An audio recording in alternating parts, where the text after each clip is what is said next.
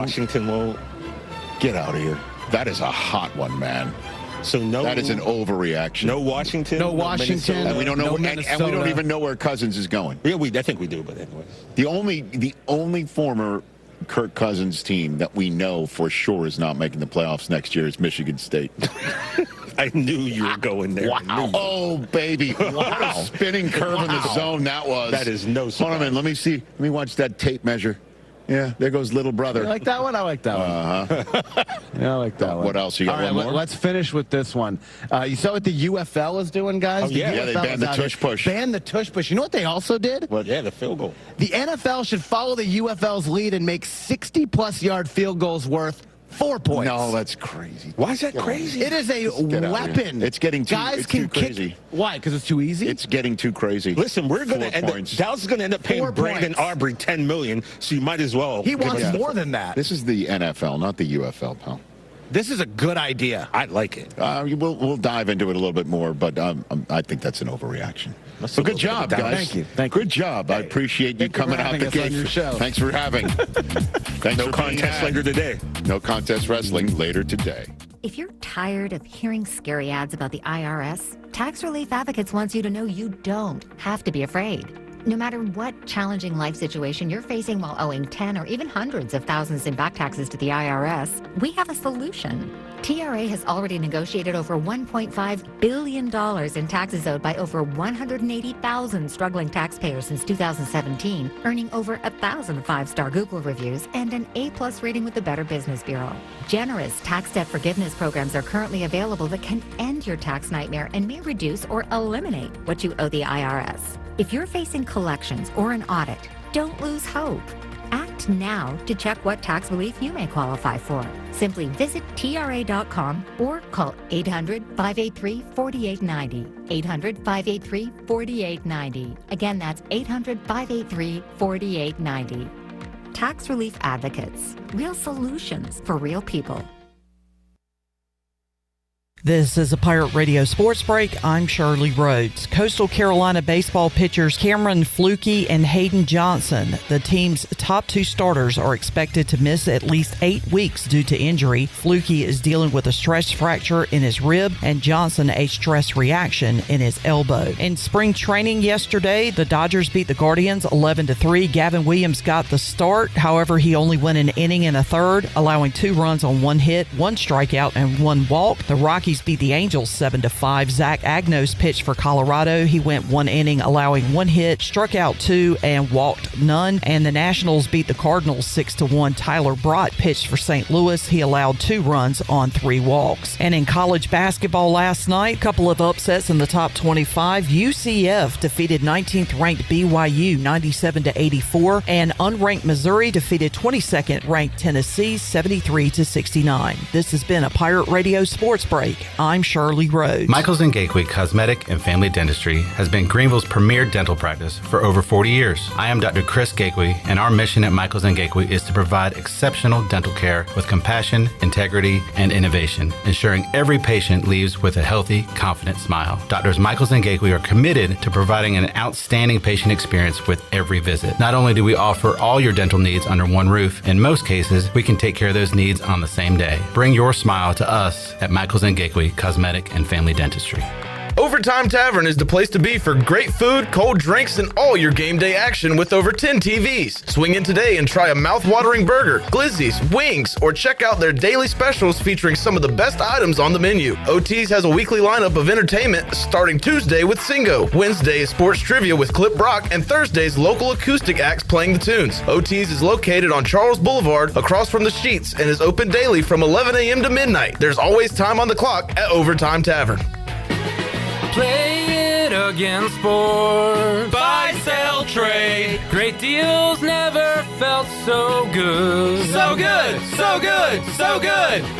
I saved a bunch of cash. Buy, sell, trade. Using my gear like I never knew I could. Play It Again Sports, buying and selling new and used sporting and fitness equipment for over 27 years right here in Greenville. Located on Greenville Boulevard across from the Nissan dealership. If you're looking to make someone's day a little sweeter, Nothing Bundt Cakes has the perfect treat. From our bite-sized buntinis to our delicious 8 and 10-inch Bundt Cakes, every cake is baked fresh daily and topped with our signature cream cheese frosting. Birthdays, celebrations, office treats, or just because. There's always a reason for a Bundt Cake. Come see us in Greenville in the Law Promenade Shopping Center near Longhorn and let us help you share a little joy, one bunt at a time. Nothing Bundt Cakes. Make life a little sweeter every day.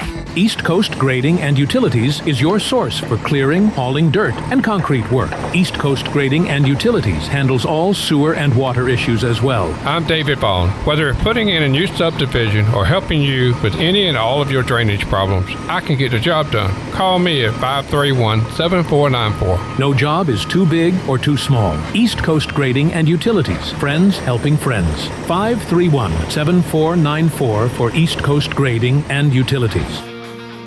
Hey Pirate Nation, get a jump on Mustache March by stopping by UBE or pirateware.com this weekend and purchase a special Strikeout ALS t-shirt. Proceeds from the new t-shirts will be donated to the ECU Baseball Mustache March Fund to fight ALS. The last 4 years, Pirate Nation has helped raise over $8,000 with this promotion, and our goal this year is to get over the $10,000 mark. Get to UBE or pirateware.com right now and get your new t-shirt while supplies last. Go Pirates!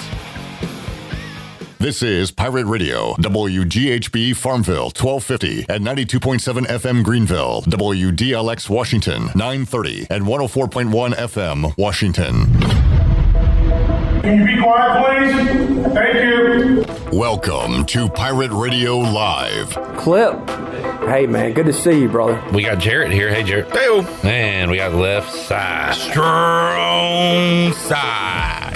Y'all are intimidating guys. You know what I'm saying? Y'all are famous. Y'all are celebrity type guys, and that's intimidating. Gun, first down ECU, spinning free, still on his feet. Marlon Gunn Jr. is gone. How about them Pirates, baby? You already know, my guy. Pirate pride, baby. Pirate pride. ECU, ECU, ECU,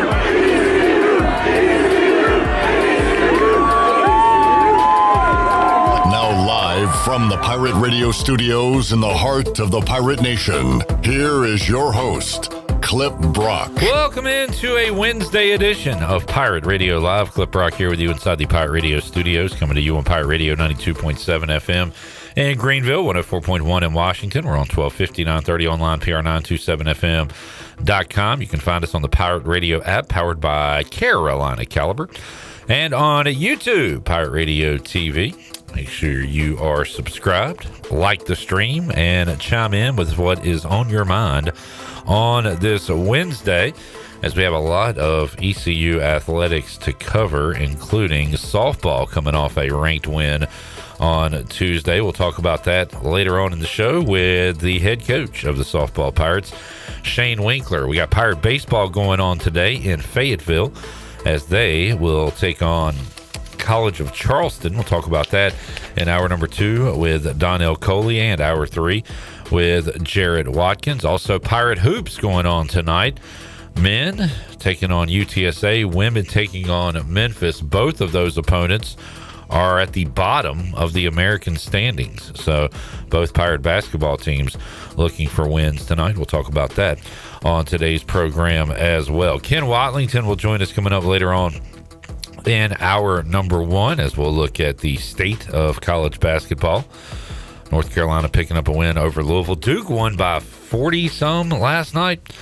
Talk NC State, see what's going on with UNCW and all the schools as we approach March, last week of February here for basketball. Also, former Pirate Chad Stevens will join us. I saw a picture of Chad Stevens on our Michaels and Gateway Smiles of the Game. He was at the baseball game on Saturday. So we'll talk about the coulda, woulda, shoulda been hero of the Military Bowl a couple years ago. Instead, it went to Rajay, but Chad Stevens recovered that fumble that was called a non-fumble due to forward progress. But we'll talk about his time at ECU and what he's up to now, and still good to see him supporting the Pirates after his football days are over. We've got Shirley Rhodes here. We got Nick Bass and also intern Carter here on a Wednesday, and Ellerby head of the table to kick off today's show. Jonathan Ellerby is here. What's up, Ellerby? What's up, Clipper? Talking about Chad there. He was the original Marlon Gunn. Marlon Gunn was the guy that got the touchdown called back. I'm going to bring that up with him today. The next year, it is so ironic in both those military games that adversity like that hit both those football teams that as a fan watching the game, you thought was just total ECU moment, back-breaking moment, but then we shall overcome. Glory came to ECU in another way, which was outstanding. So look forward to hearing from Chad coming up in a little bit. Yeah, got a good guest list today. Also Thursday, a little Pirate of Yesteryear flavor. We'll talk to Big Noah Henderson, who'll be playing in the UFL. Rajay Harris will give us an update on how things are going in Dallas for him, and Tyler Sneed. So big football show coming up on Thursday's edition of Pirate Radio Live. Also, Ellerby, you'll be talking to the mayor, PJ Connolly, and when we talk big moments, Keith LeClaire Classic, PJ has some history there. The first pitch, yeah. Not the ceremonial first pitch. He actually threw the first pitch ever in the Keith LeClaire Classic, which started in 2004. So we'll have some fun talking about some baseball. Also talk a little city news with the mayor, as he's had a long run as the mayor of Greenville, but certainly his baseball pedigree of that opening win over Michigan in the Keith LeClaire Classic. I remember being there at that game, so it'll be fun to reminisce with the mayor and talk a little ECU baseball when he stops by the Pirate Radio studios. And speaking of baseball, Ellerby, Mustache March is upon us. I see you're hard at work at yours. But Mustache March, always a big event, and coming off the Keith LeClaire Classic. Yeah, so Keith LeClaire Classic this weekend, and of course March will be, I think, on Sunday. March 1st. But it's back again this year. The last 4 years, this is year number 5. We've done a special T-shirt promotion that we've raised money for the Mustache March. That is really big for ECU baseball, and we've raised like $8,200 the last 4 years of Pirate Nation that's just really stepped up and bought these T-shirts. And we've got some new T-shirts available now. You can get them at UBE and at pirateware.com. One of the things we've done over the past few years have just always been in-store promotions, but now, thanks to our partnership with UBE, they've put the shirts right on pirateware.com. So for $15, you can get one of the Mustache March T-shirts, and it'll help strike out ALS. We're trying to sell all of them out this weekend. So it's a short term promotion that we're trying to get rid of all the shirts by the weekend, and then really hoping for T-shirt weather coming up in March, where people can start wearing these out to the jungle in Clark LeClaire. But it's just a cool thing that obviously with Keith LeClaire and his suffering and passing away from ALS, and then a buddy of mine that I grew up with that went to NC State, Chris Combs. I think I've talked about this before. He passed away from ALS. I grew up with him and went to high school with him. He played baseball at NC State, and the Wolfpack and Pirates always honor him and Keith LeClaire when they play now over the last few years. So it's kind of something that I think is something we can have some fun with and get down to UBE. They have a ton of great other new gear in.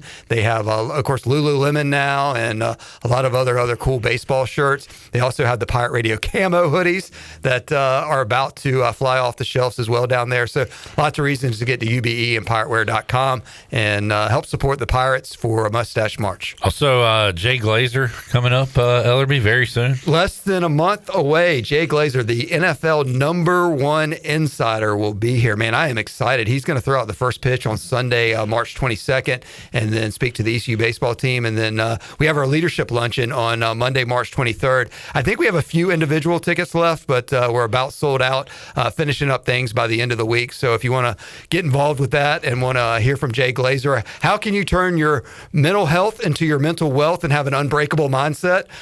Come hear Jay Glazer as we'll talk about that. And also, I'm sure he'll have some great stories of how he deals with Howie, Terry, Law, and all the guys, Michael Strahan and all the boys on Fox NFL Sunday. NFL free agency beginning soon. That is his time to shine. So it's going to be exciting. And, looking forward to hearing his story and meeting Jay Glazer. Do you have a question you want to pepper? If you got one question when you shake Jay Glazer's hand, what are you going to ask him? I mean, it would probably be a command. I mean, how much time do I have for that one question for the answer? I mean, no follow-up, just one question. It's not a two-parter. It's not calling in the fifth quarter call and clip from Greenville. I got two questions for you. It's, hey Jay, nice to meet you or whatever. What is the craziest thing you've heard about Dan Snyder that has not come out to the public? Boom. There we go. There's my question. All right. I like it. I want to know. I want the dirt from Jay Glazer.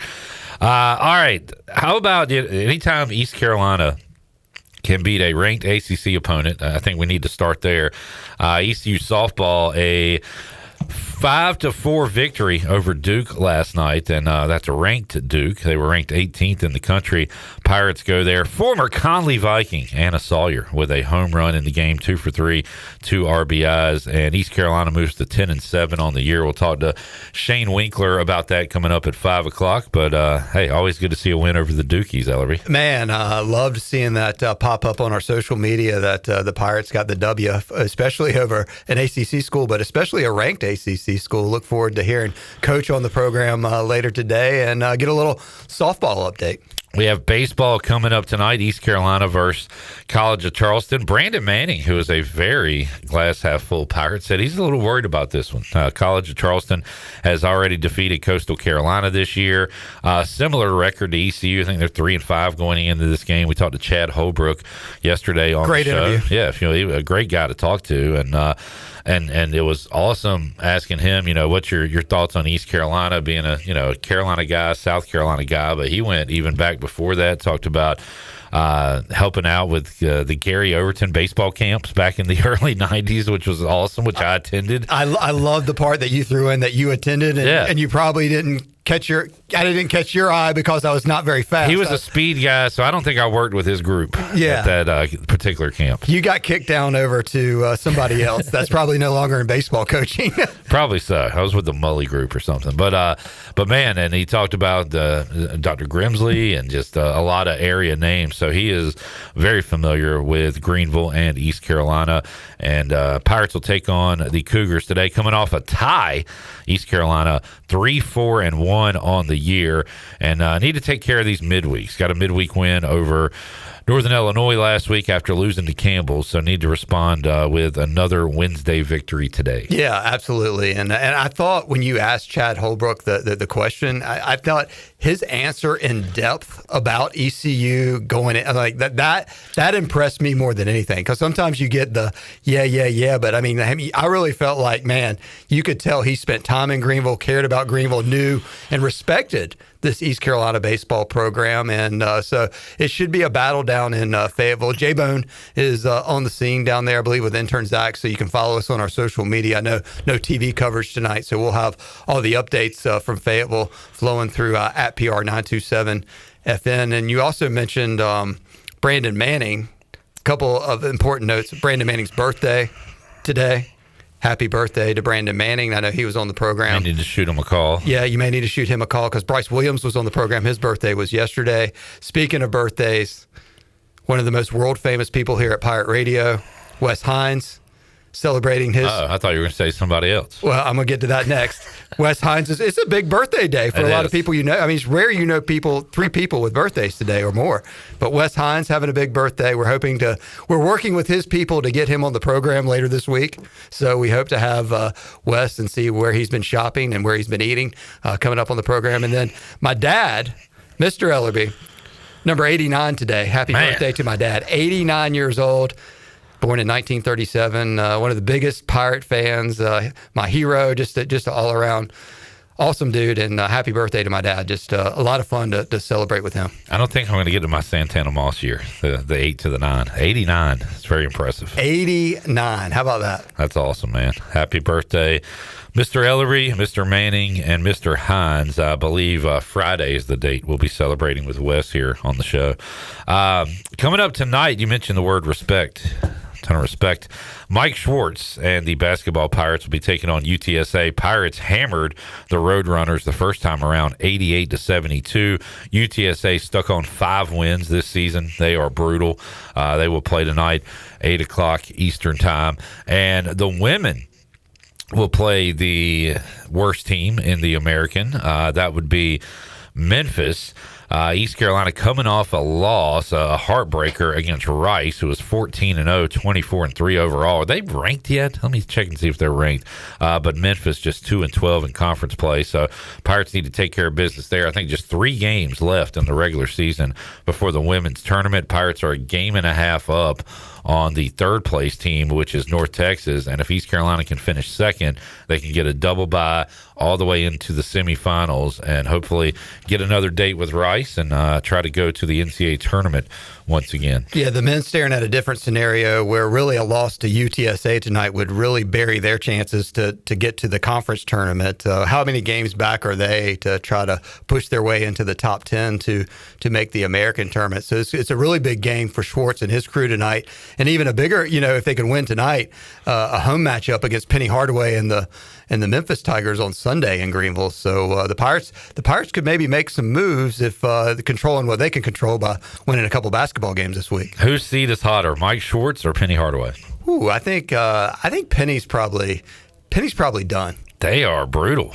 They have a losing record overall, 500 in the league. He'd have to win the American tournament and do something, which is possible. Do something that would get the sentimental value. But right now, Memphis, they have a lot of money, and obviously one of the bigger markets in the American, and I think they'll go out and spend and buy a coach or figure something out, and just maybe Penny's been there a while too. So bring back Josh Pastner. Yeah, I don't think where is he now? Is he at Vegas? He's on TV. I don't know. No, he's at Vegas. Did he get back in coaching? I saw him coaching. I think he's at UNLV. I'm not a fan. So, yeah, I don't think that's a move. I think he's kind of one of those guys that's kind of like landed, fail forward. Yeah, he did when he went to Georgia Tech. Yeah, Memphis. He got out of Memphis before they got him. Went to Georgia Tech. Got out of Georgia Tech. Went to TV. It went to TV and then got back in at UNLV. So he's just 1 step ahead of everybody. He's just riding that hot young great recruiter and won a national championship at Arizona with Lute Olson. He's so short he'll look young forever, so people will think he's young and up and comer. And then he can always do the next Brady movie if he wants to, as Peter Brady if he wants to come back. So he's in that Alan Thomas family with Alan Thomas, Reese Davis, very true. Eddie Munster. Yeah, they could all be stunt doubles for each other. By the way, Rice has won 19 in a row, lost 3 games all year, and only receiving 4 votes. So life is tough in the American. That's pretty brutal for Rice. That's no respect. That's a danger field if I've ever heard one. And the Pirates will have no respect if they lose tonight to UTSA. Yeah, got to get the sweep. Yeah, got to sweep the Roadrunners. All right. Anything else, Ellerby? No, get to UBE. Get your shirts for Mustache March while supplies last. They're running through this weekend, or you can order online at pirateware.com. We appreciate your support. Look forward to donating a big check to Mustache March and Cliff Godwin and the ECU baseball team. And as I said, a few seats left at Jay Glazer coming up March the 23rd. If you want to come hear the NFL #1 insider and how to turn your mental health into mental wealth, give us a call at the studio. And just a ton of great stuff going on our social media, on our website, and right here in the studios. Clip, you're doing a great job hosting the show every day. Glad you're back healthy and well. So shout out to Studio B. Who typed the poll question today? Nick. Okay, Nick, you said you only do as you're told. The poll question is, what ECU event will you be attending this evening? ECU versus Charlotte women's basketball, Battle at the Max, ECU softball, Keith LeClaire Classic, ECU versus Memphis men's basketball. That should have been corrected because I actually had him redo the poll. I had him take that one down and put a new one up because it's not supposed to be this evening. It was supposed to be this weekend. This week. Yes. Refresh, Clipper. Refresh. Let me refresh. Refresh. Omaha. And Nick, this is not Nick's fault, right? Because Nick only does as he's told. Nick has never done anything wrong here at Pirate Radio. No. This is okay. Shirley told him to take a knee. He took a knee. What event will you be attending this weekend? See? Well done. Well, good job. We're Nick. back. Good job. Good job. See, look how relieved Carter is right there. He's just smiling. He's like, I have done no typing around here. Carter, he had a fun moment before the show today. I'm going to go. You know what? I might take Lily to women's basketball again. I'm going to go ECU Charlotte women's basketball, which right now has 50% of the vote, along with the Keith LeClaire Classic. Yeah, I'm going to be at the Keith LeClaire Classic this weekend. All right. Looking forward to some, hopefully, not too much wet weather on Friday, but Saturday weather looking good. We'll check in weather, news, and stocks with Ken Watlington from WNCT Channel 9 when we return on Pirate Radio Live, hour number 1. Back with you after this timeout.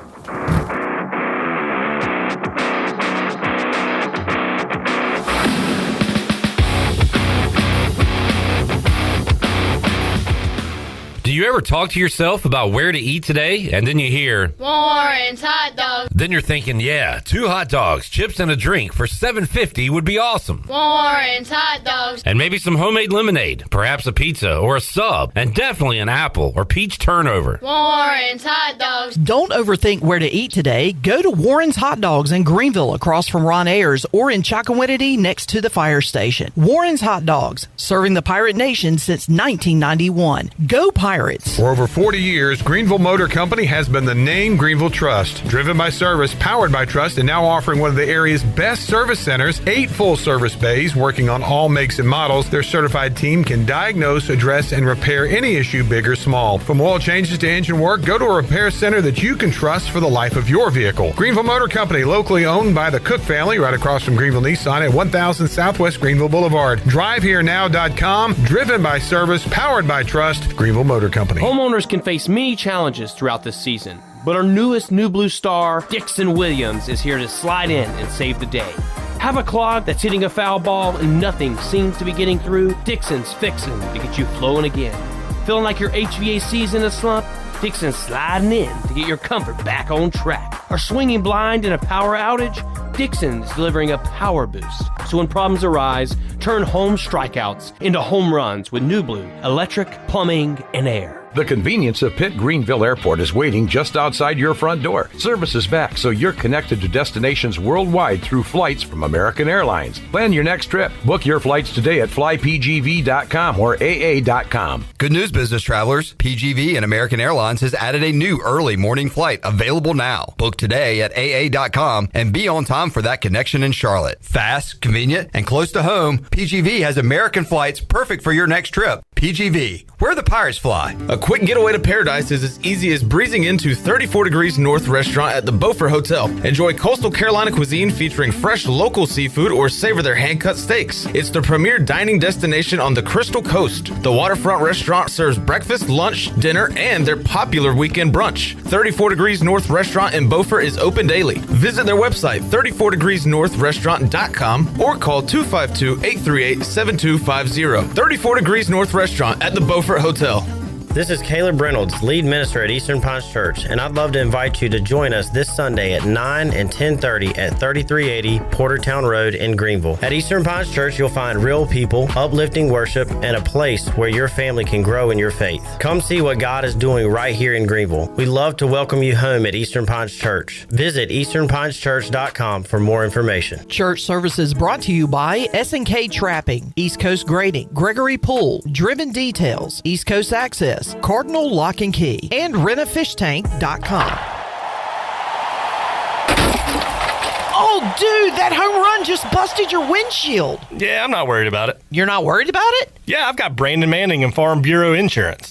Hey, Pirate Nation, this is proud ECU graduate and former baseball player Brandon Manning inviting you to join my team at Farm Bureau Insurance. From home, auto, or life, give me a call today and let's talk about your insurance coverage and about the Pirates. Call 531-1812 and go Pirates! Miss Shirley, play my dad's commercial now. Okay, Lincoln, you got it. Looking for the best ride on 4 wheels? I'm Brian Harris with 360 Golf Carts in Greenville. From parts to sales to service, we've got you covered with E-Z-Go, Club Car, and rugged utility carts ready to roll. Locally owned and operated, we'll even deliver right to you. Come see me on Highway 43, just past D.H. Conley High School, or visit 360golfcarts.com. 360 Golf Carts, pirates supporting pirates. Arr!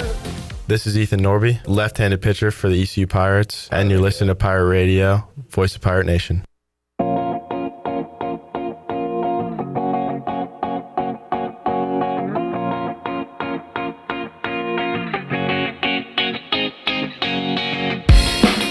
You're listening to Hour 1 of Pirate Radio Live. The Pirate Radio app is available now. Powered by Carolina Caliber. Download the app today and have Pirate Radio at your fingertips. Now, back to the show. Welcome back. If you're cruising around town or headed out for a weekend adventure, make sure you're riding in something you can count on from Capital Subaru of Greenville.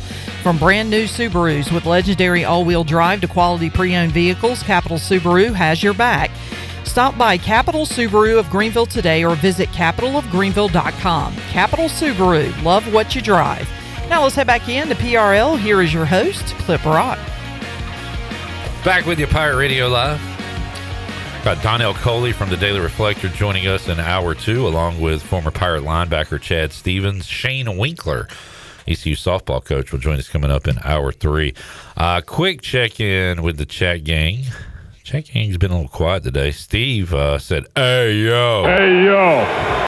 Lane says the Pirates are going 4-0 in baseball this weekend, and he's also guaranteeing a basketball loss. Does that mean tonight? Or you're just saying before the weekend's over? If you're going tonight, that's a pretty ballsy prediction. Pirates are a road favorite against UTSA, and the Pirates have actually been better away from home than they've been at home. Jerry says hello. He says we are the PRL chat gang. Steve said the chat gang should be the official sponsor of the chat. All right, let's make it happen. Give us some money, and you can certainly do that today. Jamie, by the way, is in. He says, hey, now. Hey, now. Who won Purdue, Indiana this week?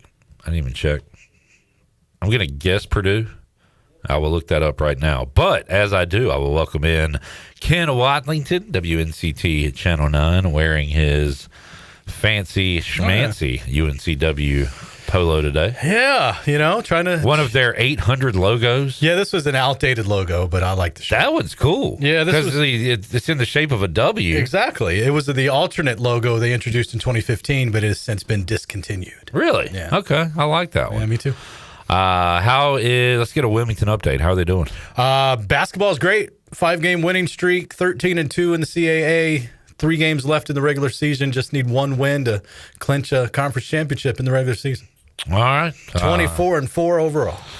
That we've talked about it, that kind of nervous feeling of having a great regular season, but all the pressure being on you for those 3 or 4 days. I can picture it now. They went out in the regular season. They make it to the conference championship game. They lose on that Tuesday night in D.C. They finish 29-5 and nothing. Nada. I think that the metrics, there's new metrics as far as the NIT goes. If you're a regular season conference champ and you meet some threshold in the metrics, you get a bid to the NIT. So I think they're at least, secure of getting in the NIT now, which great. Right. I mean, how does that feel like for ECU? It'd be awesome to get into the NIT because it means you had a really great regular season. Yeah. And then, but for UNCW, I mean, do you get that feeling or do you have that tournament taste? Oh, no, you definitely want to get in the tournament because, I mean, I think, with the right matchup, they could win a game. Yeah.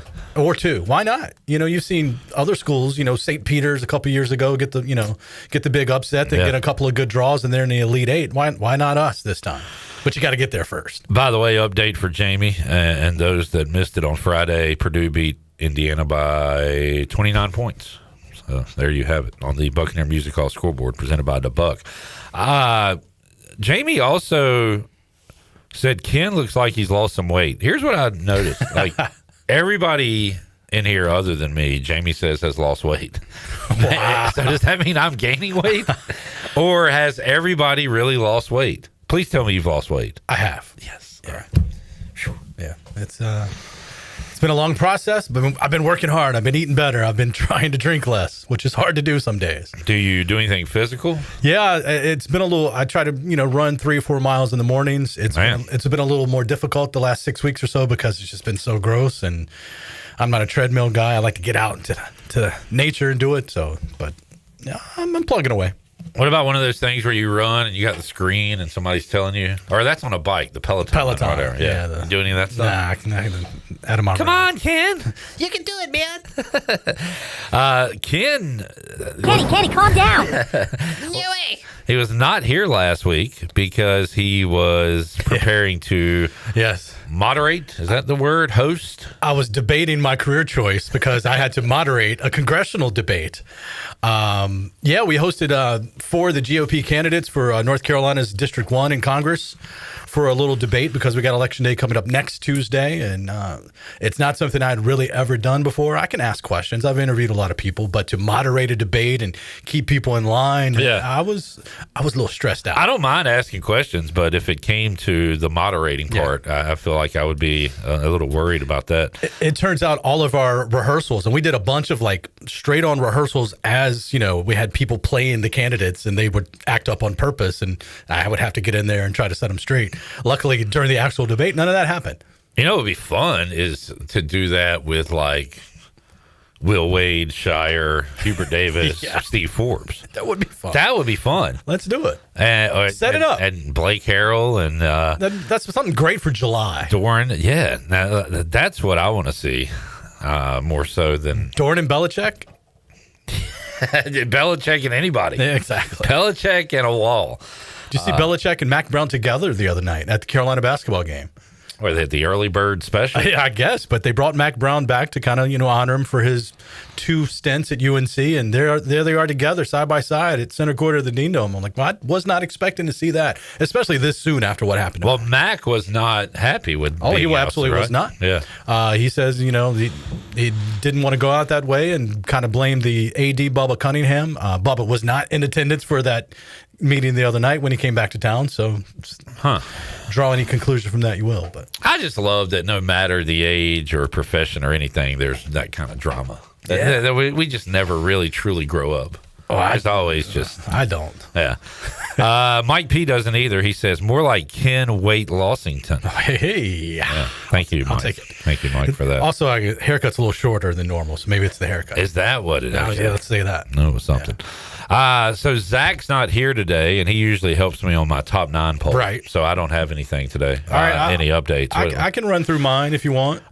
Carolina, good win the other night against Louisville. I know Zach Kaplan was there. So, I said on the air yesterday to Brian Bailey, I said, Zach, I told folks that the Buck the other night was at a good basketball game, and then the Tar Heels took it to him in the second half. And Bailey said, well, then Louisville made a run. So I guess last time I saw it, Carolina was up by 16. Yep. I just assumed they blew them out. No, won by 3. So he said that live on the air. I was like, oops, I need to start checking final scores. Yeah, I'm not going to say it's Carolina's biggest win of the season. They obviously beat the number 1 team in the country in Duke. And the way that game ended, that's the biggest win of the season. But to be down Caleb Wilson, likely first-team All-American guy, and they've gone 3-1 since he's gone out with the injury, and to beat Louisville, a team that is known for shooting threes, and that's been Carolina's Achilles heel, is being able to stop people from making threes. And Louisville still made 14. But I think they were much much better defensively. And they beat, Syracuse over the weekend. Yep. But that was after the debacle in Raleigh. Yeah. So that makes those wins even absolutely better. And they did get Henry Vasar back, the big guy for Syracuse and Louisville, which obviously helps, a presence like that. He might be a first-team All-ACC guy this year. The stars were all aligned for State to do what they did to Carolina, and the way it's setting up now, we might see those 2 teams in the quarterfinals of the ACC tournament, which will be a lot of fun. Virginia went old school Virginia against NC State last night in the first half by allowing just 19 points to NC State. Yep. State scored 42 in the second half and lost by 29 because Virginia scored 58 second half points. This is not your Tony Bennett Virginia team. They can score. They can still play a little bit of defense, but that's a team, I think, flying under the radar. I think they're 25-3. Yep. They got a big one this weekend. High noon start at Cameron Indoor Stadium. Should be a great game. And a little kung fu fighting in that game as well last night. A little fracas. Yeah, you like to see that. I mean, fun. You get to late February in the ACC with 2 traditional rivals like that. It's a little little testy. And Duke played a bad Notre Dame team, but to win 100-56 on the road in conference against anybody is kind of scary. And then coming off the win, no letdown after the Michigan. Yeah, I mean, what a game that was. Not a lot of points. Game was played in the 60s, but Duke always finds a way, more times than not. And you keep thinking, okay, this team's not as talented as last year's team. Well, the record doesn't say that. They look pretty good to me. A little Wake Forest nugget. I did see a tweet, maybe from Goodman, somebody that covers college basketball, that said Steve Forbes got the dreaded vote of confidence. Yes, so he will be back next year. Which is a good, bad thing, but apparently will be back. And he's been a good coach, just bad year this year. Yeah, but they've really never gotten through. I don't think they've only made one NCAA tournament since he's been there. Maybe not even one yet.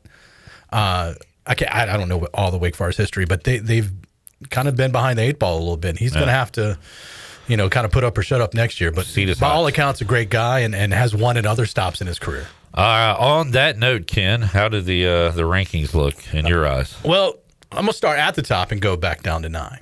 Duke's number 1. All right. You're number 1 in the country. It's safe to say you're number 1 in the state. I put Carolina back at 2, just because I mentioned they've been 3-1 with Caleb Wilson out of the lineup.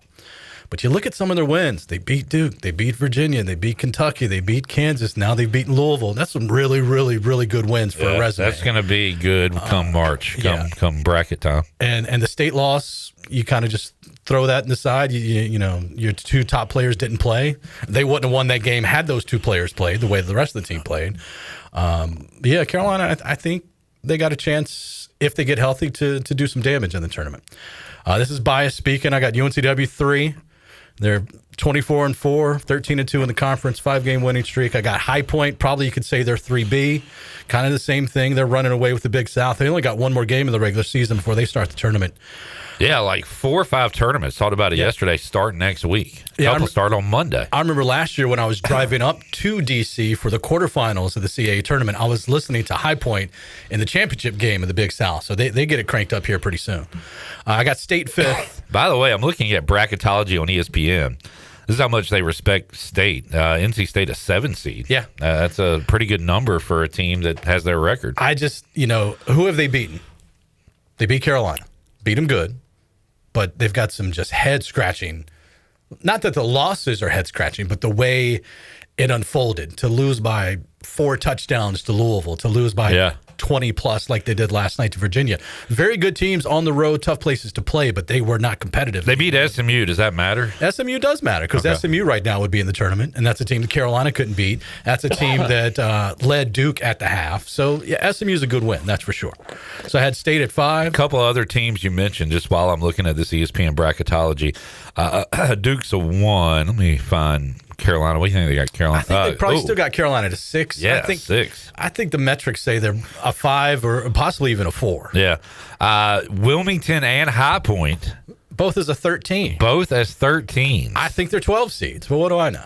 Wilmington, Ken going out to sunny San Diego to see Texas Tech and Wilmington. That sounds fun. Sign me up. That reminds me of a UNCW Virginia NCAA tournament game back in 2017. Hawks were up 17 in the first half of that game. But I was in San Diego on vacation and at the bar at 9 o'clock in the morning because it was a noon East Coast tip. And I'm in there. And by the time Wilmington starts making some baskets and get that double-digit lead, I had a bunch of friends that wanted to cheer along with me. That's fun. And then they blew the lead. But now this has High Point in Philly. And let's play what's the furthest distance Ken Watlington would go to see Wilmington. Would you go to Philly? Oh, 100%. Yeah. Other sites, Buffalo, Portland, Oklahoma City, Tampa, Greenville, South Carolina. Greenville, South Carolina is doable for sure. Yeah. I would do Philly. I've been to a couple of Philly Elite or Eights in Philly. It's a great spot to watch in basketball, but that'd be about the only 2 I'd do. All right, carry on with the rest of your State at 5. I got Davidson. They're still kind of right there in the top half of the A-10. I got them at 6. App State tied with a bunch of people at the top of the Sun Belt. Got them at 7. Queens and Charlotte to round it out. Those two kind of interchangeable, but two teams from the Queen City having some pretty good years, for their standards. Basketball is alive in Charlotte, folks. Oh, man. Another Hornets win. Buzz City, baby. And 8 in a row on the road. Let's go. That's pretty awesome. And they got through the stretch with the 4, the guys being suspended for 4 games. They're back. Let's win some games. Let's not worry about the play-in. Let's get the Hornets to the 6th seed in the actual playoffs. Only 3 3-pointers for Con last night, so I'm sorry. We just have to double down Thursday on our Con 4+ 3-pointers. How about Mello the other day making 10? Yeah, they went nuts in Washington. All right, there is your top 9. You mentioned Davidson in the A10 saw St. Louis lost at Dayton last night. I think that's 2 in a row for St. Louis. No, 2 out of 3. 2 out of 3 because they came back against VCU and they had a little fracas at the end of that game on Friday night. Fracas, the word of the day. Fracas. Let's take a break. We'll come back. We'll talk more with Ken Watlington. Got high school playoffs are underway. We'll talk more with Zach Kaplan about that on Thursday's show and hit on some other sports as well. Back with you, Pirate Radio Live on a Wednesday after this timeout.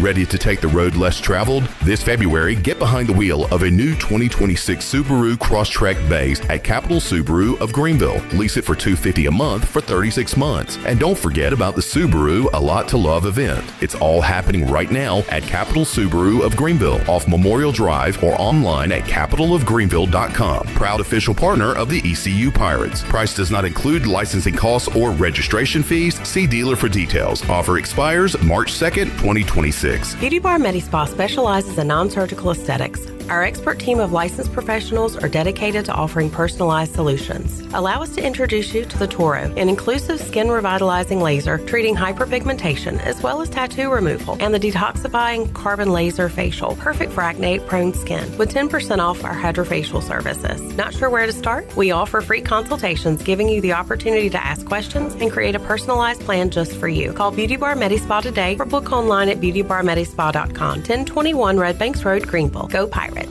At Tiebreakers, we pride ourselves on serving big, juicy wings. I'm talking big and juicy. Our chickens are the same ones that kick sand in the other chickens' faces. If our chickens played football, they'd be linebackers. The competition's chickens, they'd be skinny little kickers. Trade those kickers in for linebackers. Join us today for big, juicy wings. All season long at Tiebreakers. Tiebreakers, with 2 locations in Greenville and on Railroad Street in Winterville. CopyPro, the professional office systems people, have been serving Eastern North Carolina since 1971. From Greenville to Wilmington, businesses trust CopyPro for reliable technology, award-winning service, and top brands like Konica Minolta and Ricoh. Need multi-function printers, document management, or network solutions? CopyPro delivers powerful tools backed by certified technicians and a team dedicated to your success. CopyPro, professional people, professional systems, powerful results. Visit copypro.net or call 756-3175 today. Bostic Sugg Furniture's Lazy Boy Market Sample Sell-Off. We bought out an entire showroom of 100 one-of-a-kind pieces of Lazy Boy furniture. Now we're selling it all at drastically reduced prices. Floor samples slashed an additional 50 to 70% off. This is a one-time opportunity to shop extreme sell-off prices on brand new Lazy Boy styles, recliners, power recliners, sectionals, and leather furniture, designer chairs, cocktail ottomans, and much more. Hurry! You will never, ever find Lazy Boy furniture at such low prices again at Bostic Sugg Furniture. Are you tired of dealing with IT headaches? Does this sound familiar? Slow computers, constant crashes, long wait times for IT support, and worries about cybersecurity. If you're nodding your head, it's time to call cybersharks.net. We handle IT so you can focus on growing your business. Fast, reliable, and always there when you need us. Call 321-7800 today and get IT support that actually works. Cybersharks.net. We keep your business swimming. The stifling heat of summer, the bitter cold of winter. What do they have in common? The extreme temperatures of both force your home's heating and cooling system to work overtime to keep you comfortable. And that can cost you a lot of money. Fortunately, your neighbors at Greenville Utilities have several ways you can save energy. And that means saving you money on your utility bills. Just go to GUC.com and look for ways to save. That's GUC.com. Warm up with our winter savings at the Beaufort Hotel. Plan your winter escape and save up to 20% off. The premier vacation destination on the Crystal Coast is nestled on 10 acres and overlooks the Rachel Carson Reserve, home to 30 wild horses. Discover why Beaufort was named the best small town for adventure by USA Today when you stay at the Beaufort Hotel, where your Outer Banks adventure begins. Visit BeaufortHotelNC.com or call 252-728-3000. This is Dixon Williams, and you're listening to Pirate Radio, the voice of the Pirate Nation.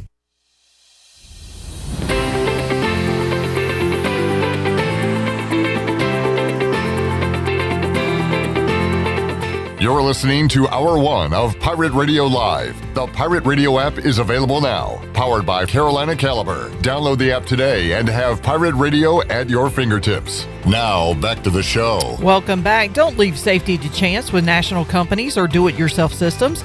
SCI Technologies has recently merged with High-Tech Communications to become North Carolina's premier security, audio, and fire alarm provider. They have the most cost-effective solutions for your home or business's security and life safety needs. Call SCI Technologies today at 321-7006. Now let's head back into PRL. Here is your host, Clip Brock. All right, Ken Watlington has pointed out, and I have confirmed, not that I don't trust Ken. I mean, who does? Because he is Let's be honest. He's on my side. Allegedly. But they are showing ESPN Plus a broadcast for Charleston and East Carolina baseball. By the way, a lot of ECU athletics today on ESPN Plus. Coming up at 5 o'clock, women's lacrosse will be at number 24 Duke. That can be watched. 6 o'clock, Pirates and Charleston in Fayetteville. Coming up tonight at 8 o'clock, ECU women taking on Memphis. ECU men taking on UTSA, also at 8 o'clock. So if you have the Plus, a lot of opportunities to watch Pirate athletics on this Wednesday. Ken, I saw a video, I think it was on Facebook, so I don't know if it was on the actual news on the air on sports or if it was the Facebook only thing. I say Facebook only because it was Zach Kaplan talking about the teams in the high school playoffs, and the video was like 8 or 10 minutes, so I don't even know if he has that much time. But man, he was just spouting off high schools I'd never heard of because everybody makes the postseason now. Yeah, there's 8 classifications, 1A through 8A now for every sport. You know, they kind of did that in football for a while where they had 8 different state championships, but now they're doing it every single sport, and it's tough. Like if you're one of the really better teams in basketball, you get a bye in the first round, so they didn't play last night, and they'll get going probably most of the good ones tomorrow night. I think I heard Shirley, did you say Conley lost? Took a L? Yeah, so they're out. But I'm looking for, and then Bailey was talking about the regionals being here in Minges, which is going to be awesome. This is very cool. I don't know how they're going to get all those games in the time they need to get them in, because it's a lot harder to play 8 regional finals than just 4. I told Bailey I remember going either senior year of high school or first year of college. I think I might have still been in high school, but Shavlik Randolph and Broughton came to Minges, and like I had just heard that name in the recruiting world and watched this Broughton team play. Yeah. So you'll see some big names, and it's cool to get some big crowds in Minges for those games. I remember when I was working in Wilmington, one of the Wilmington area schools was in the regional final. We came up here, for the day and covered the game, and it was a packed house, and it's a great time of year for basketball for sure. Yes, sir. Good time of year for baseball as well. What's the Seahawks doing in baseball? A little rough. Just wrapped up an 8-game homestand to start the season at 4-4. Yesterday, Duke came to town for the first time in about 20 years. Hawks led 3-0. Lost 6-3. Hey. Yeah. They're on the road today at Charleston Southern, so they'll get one of the other Charleston area schools, and they're back home this weekend, 3-game homestand against UConn. And the Pirates and Hawks play next week. Wednesday. Yep. In Wilmington? Yep. All right. So you going to be here? I will be here, yeah. Okay. I'm not going to make it down. I'm making it down tomorrow for basketball, but won't be able to scoot down next week during the middle of the week for baseball. I know Coach Mack will be on the call for the CAA basketball tournament. When's their tournament begin? It starts the first game. It's just the really bad teams play a week from Friday. Like home sites or whatever? No, it's still in D.C. Yeah. Just one game, though, on a week from Friday, and then the first round a week from Saturday, and then the quarterfinals is when Wilmington's first game would be. It would be a week from Sunday. Sunday, and then Monday championship, Tuesday the 10th? Tuesday the 10th, yep. Kid, I'm old enough to remember when the CAA championship game was on Home Team Sports. It was. HTS. It was on a Monday, and they always played it at the old Richmond Coliseum, and it was a lot of fun. Yeah. But not that it's not fun to go, see the arena they play in DC. It's a smaller arena. It's where the G League team plays. They originally built it for the WNBA team to play there, but now they've moved over to where the Wizards play in the bigger arena. But it's just cool. It's a cool spot. Yeah. Ken Watlington joining us. Ken, any Braves news? You following that at all? Chris Sale, I guess that's good news. They ponied up to get him for one more year. He's been good his 2 years in Atlanta, and he got hurt last year making a ridiculously diving play to try to complete a complete game. He was, just pitching a gym, and then he got hurt and broke a rib or something. But if he stays healthy, that's a good move. But they still got to get some reinforcements because everybody else seems to be hurt in the starting pitching rotation. I saw this yesterday. Have not looked into it at all, but Braves launching their own network. Braves Vision. What does this mean? So if you have MLB TV, will you see the Braves? So the way I understand it is Braves Vision. First of all, they should call it the Brave Station, TBS, but that I digress. It's going to be similar to your Bally Sportsnet, your Fox Sports Southeast, all those regional stations, but it'll just be for Braves related stuff. So they're trying to get it on cable systems. They're trying to get on DirecTV and whatnot. Right. You'll be like able to, the Yes Network or whatever. Yeah, something like that. And what's a marquee for the Cubs and things like that. So I think if you do have that MLB.TV subscription, you'll be able to get the games fine. There's going to be some over-the-air component with some of the Gray-owned TV stations in the Braves footprint. So we wouldn't be able to get that here because we're in the Nationals-Orioles footprint. All right. MLB, let's see. On February 2nd, the Reds, Royals, Marlins, Brewers, Cardinals, Rays announced their local television broadcast will be produced and distributed this season by MLB. Yep. Those 6 teams, as well as the Braves, Tigers, Angels, terminated their deals after Main Street Sports Group, which operates the blah, blah, blah, did not make scheduled rights payments. Yeah. Interesting. Okay. So there we have it. Braves Vision. Braves Vision. Sounds cool. And if they win, it'll be really cool.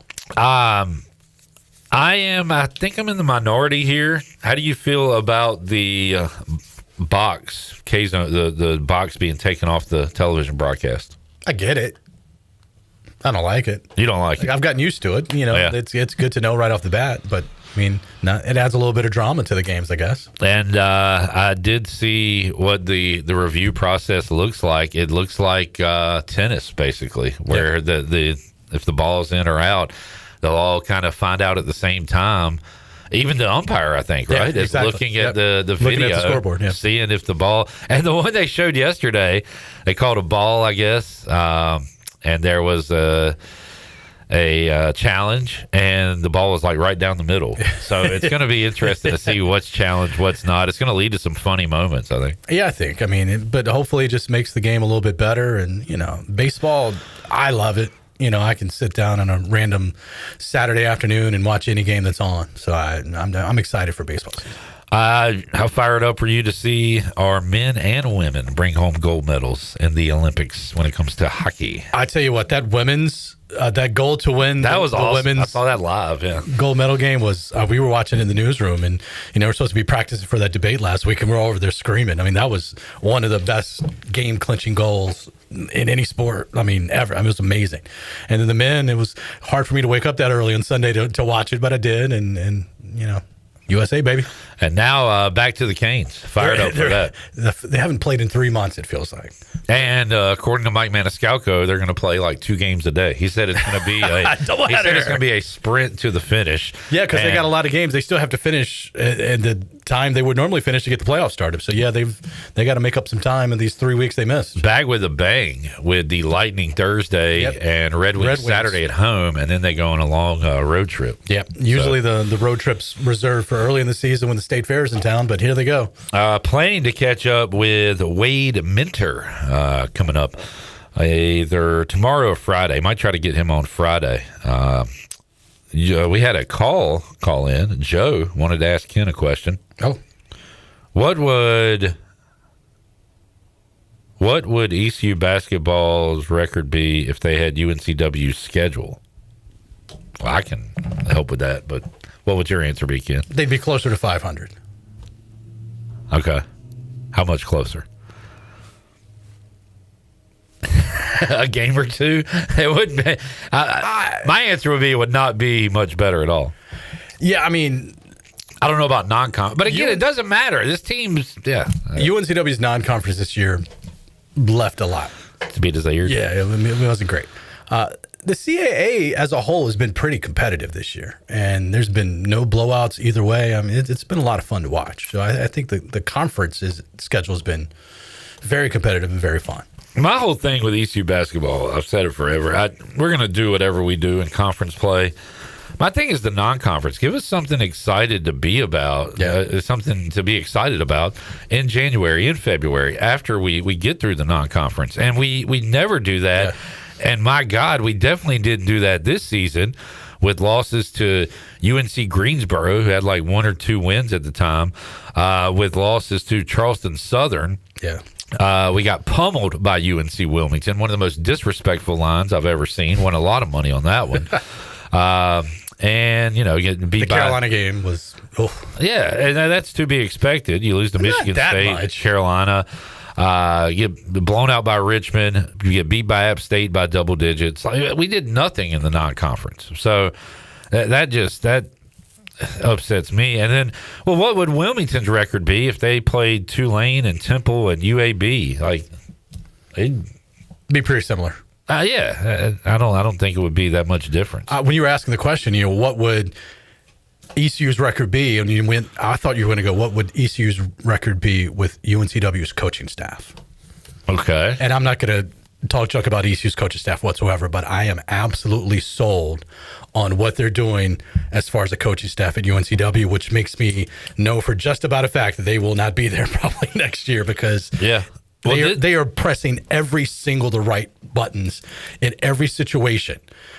Recruiting has been fantastic. The X's and O's, game in and game out, is fantastic. These guys are ready to play. And when they start off not playing well, the adjustments they make at halftime, they come back and win games. I'm just floored by the coaching job that Takeo Sid and his staff's done, which makes me know for sure they're off to a bigger and better land soon. Well, Shirley, I don't. Maybe we'd have a tougher team, but if you do have a tougher team. If Siddle was coaching this group with ECU, this is a compliment and an insult to Mike Schwartz. I don't think our record would be that much better. I thought we were a tougher team. I don't think we have the players. We can't shoot. Can UNCW make threes? They can. Guess what? We can't. Yeah. So it doesn't matter who's coaching them. And Wilmington has a legit 7-footer averaging a double-double, then we also won't be able to keep him next year either. He's going to be in a Power 4 conference. Congratulations, Ken. You will have nothing. You will have a That's why I'm so invested right now, because I know once we get to March and whether they make the tournament or not, this thing could change, just like that. Well, that's why I was so big on ECU, winning the American in football last year, because I'm like, hey, guys, we're not going to have any of these players. Yeah. And a lot of maybe the staff. So it's year to year. If you have a good year, lightning in a bottle, you gotta go after it. I wish we had a trade deadline in college sports. Like, hey, we know next year's gonna be rough. Let's go all in. Let's go get this guy and see what we can do. We could go grab UNCW could grab maybe Riley or Gio as a rental. And listen, we've had some injuries in the backcourt. Imagine Riley on that team. Sign me up. All right, Ken, thanks for joining us, man. Appreciate you. Good luck to your Seahawk basketball team. Yeah, I'm going down tomorrow night. A&T in town, the chance to wrap up the #1 seed. All right. Should do it. Knock on wood. We'll take a break, come back. Donnell Coley joins us hour 2, and former Pirate linebacker Chad Stevens as well. Back with you, Pirate Radio Live, after this.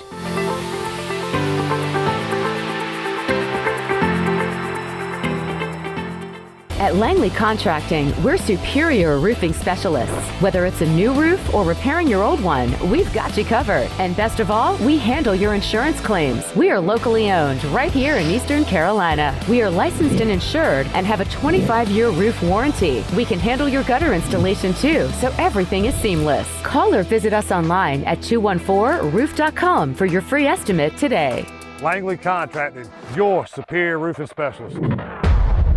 Hey Pirate Nation, are you in the market for a member-focused local credit union or making a switch from your existing one? Then explore First Flight Credit Union with branches across Eastern North Carolina where all residents are membership eligible. First Flight members experience in-person service, competitive savings, and loan rates. Everything from automobile, boat, and home loans, First Flight has you covered. First Flight is more than just a branch. They're on a mission to take better care of our community. Stop by one of their local branches today or visit efirstflight.com. First Flight is insured by the NCUA and an equal housing lender. Jeff Stein here at Brownwood Buick GMC. Pirate Nation, get ready. It's baseball season. You got hot dogs, apple pies, and GMCs. That's right, GMC 1500. You got 0% or 20% off. $11,549 off when you have a trade-in, and we have over 50 to choose from. We have 4 brands, 3 generations, 2 rooftops, and 1 goal to make sure you leave a happy customer. Only at Brown & Wood, home of the lifetime powertrain warranty. Looking for your new favorite hangout spot? Come on down to the Doghouse Tavern, Aiden's veteran-owned crown jewel on 2nd Street. From open mic Mondays to music bingo Thursdays, there's always something happening. Enjoy daily drink specials, one of the best bar menus around, and live music that'll keep you coming back for more. Grab your friends, kick back, and support local at the Doghouse Tavern. Check us out on Facebook to see what's on tap this week. The Doghouse Tavern, where good times and great vibes live. North Carolina State Parks invites you to enjoy camping your way. With the weather changing, booking your own cabin is the perfect solution for your camping getaway. Reserve campsites or cabins today at Jones Lake, Goose Creek, and Cliffs of the Neuse. Whether you enjoy traditional camping or air-conditioned cabins that can be rented with Wi-Fi, your next adventure can include hiking, beautiful scenery, and sunsets by the campfire. For information on booking a cabin, visit ncparks.gov. Big news from the Rick House. The Rick House has a brand new menu that you're absolutely going to love. New on the menu are creamy garlic parm chicken pasta, crab cakes, and our new porterhouse, half filet, half strip, tender and juicy, and grilled to perfection. The Rick House is the area's bourbon authority, featuring Willet, Jefferson Tropics, and the Frank Sinatra Select by Jack Daniels. The new menu features new, lower prices. The Rick House, Red Banks Road in Greenville. Here at the Holistic Company, we know that life throws you its fair share of curveballs. Like passing that drug test? Congrats. Now you can finally relax, kick back, and well, light one up. You've earned it. With weekly events like trivia, karaoke, comedy, open mic, movie night, and of course, all your favorites. Flour, merch, carts, edibles, and wellness products. Whatever you need to legally take the edge off, we've got your vibe covered. Order online at theholisticco.com or visit us at 5th and Evans in Greenville or at one of our other 2 locations in Fremont or Smithfield. The Holistic Company. Hey Pirate Nation, get a jump on Mustache March by stopping by UBE or pirateware.com this weekend and purchase a special Strikeout ALS t-shirt. Proceeds from the new t-shirts will be donated to the ECU Baseball Mustache March Fund to fight ALS. The last 4 years, Pirate Nation has helped raise over $8,000 with this promotion, and our goal this year is to get over the $10,000 mark. Get to UBE or pirateware.com right now and get your new t-shirt while supplies last. Go Pirates!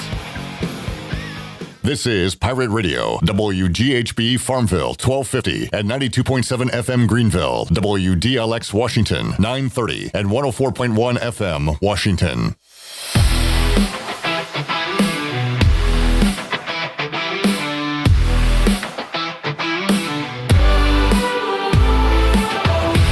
You're listening to Hour 2 of Pirate Radio Live. The Pirate Radio app is available now, powered by Carolina Caliber. Download the app today and have Pirate Radio at your fingertips. Now, back to the show. Welcome back. Orthopedics East in Sports Medicine has been caring for Pirate Nation and the student athletes at East Carolina University for more than 35 years and are the official team physicians for ECU. Orthopedics East provides a variety of general and specialized operative and non-operative orthopedic services to meet the needs of the patients of Eastern North Carolina.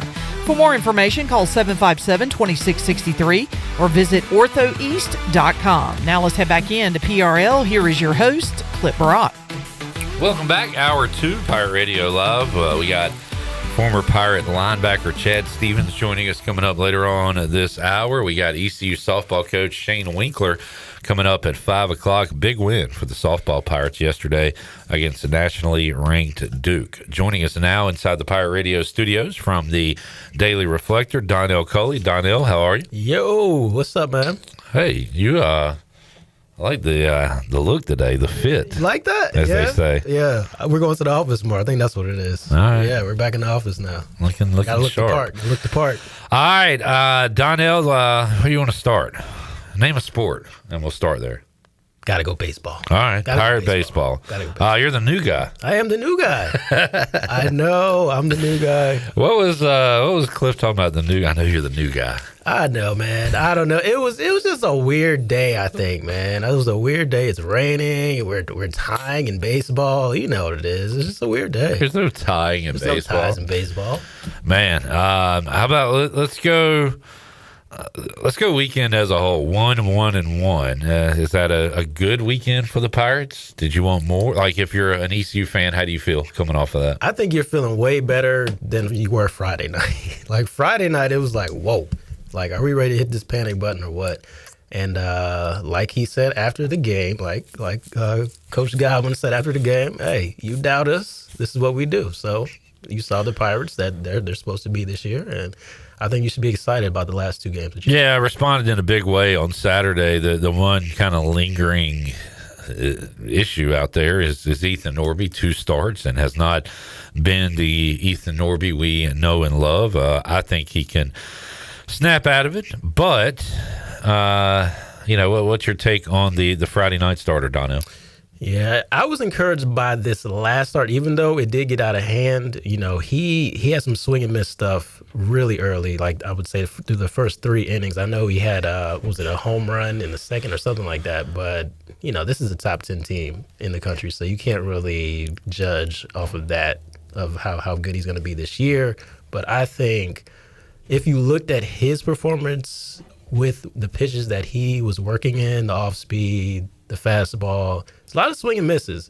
Yeah. So I think that's encouraging. Still getting those. He's still getting those. So that's encouraging. I mean, you want to see the ERA go down eventually, and it will. You won't play top 10 teams for the rest of, you got Coastal coming up, but other than that, you're not going to play top 10 teams for the rest, of the season. So it'll come around. The ERA will come around. You're getting your taste of kind of ECU baseball and everything for the first time. So you come in with fresh eyes and no biases. So on that note, who are your pitchers that have stood out to you so far? Kobe Weber for sure. You got to start there. That is, like, right now, I would say him and Sean Jenkins, obviously the pitcher of the week there in the conference, American Conference.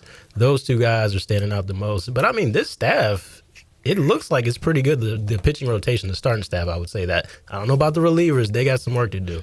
But the starters look pretty confident. Weber, boy, Pirates needed to win that last game of the series against Xavier, and the bats came alive. But Weber started that game and then really looked good going toe-to-toe with North Carolina on Sunday as well.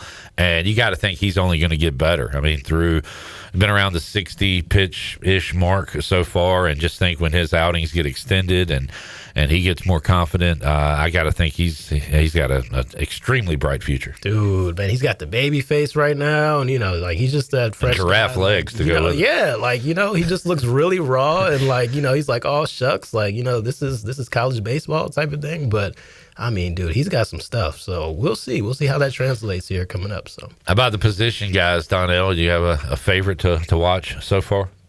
Man, Grady Linehan he's impressive, not just with the bat. I mean, obviously that was a huge hit he had in Durham, but I mean, and then 2 hits, honestly, back-to-back innings. But the defense, he's out there in the outfield, like just chasing down everything, and he's so fast on the base pass. Man, this guy, he's got a lot to offer. We will sidestep baseball for a moment because we have a question. If you have a question for Donnell, you can get it in on the YouTube chat. Grice, I believe, has a question. I have a question for Mr. Coley. How are the renovations to the Daily Reflector building coming? They are. I didn't know this was a thing. That's what I was getting at. I guess that's what you're talking about, going back in the office. We were not. Look at that inside. So we weren't in the office for a good month or so. So we are back, and they are doing well. To answer your question, they're doing well. That's why I'm looking all sharp and dapper right now, I guess, as CB would say. But do you have your own office? No. With the skyline out the window and everything. Come on, man. Nate Summers hadn't given you that yet. we are desk mates.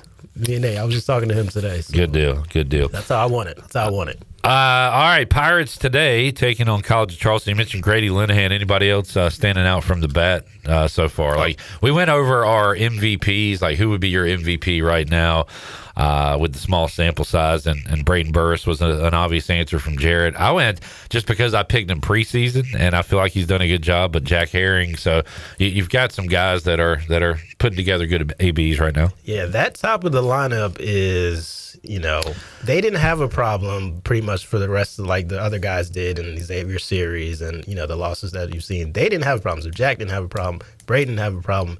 Those two guys are definitely the ones that are going to be driving the ship here coming up.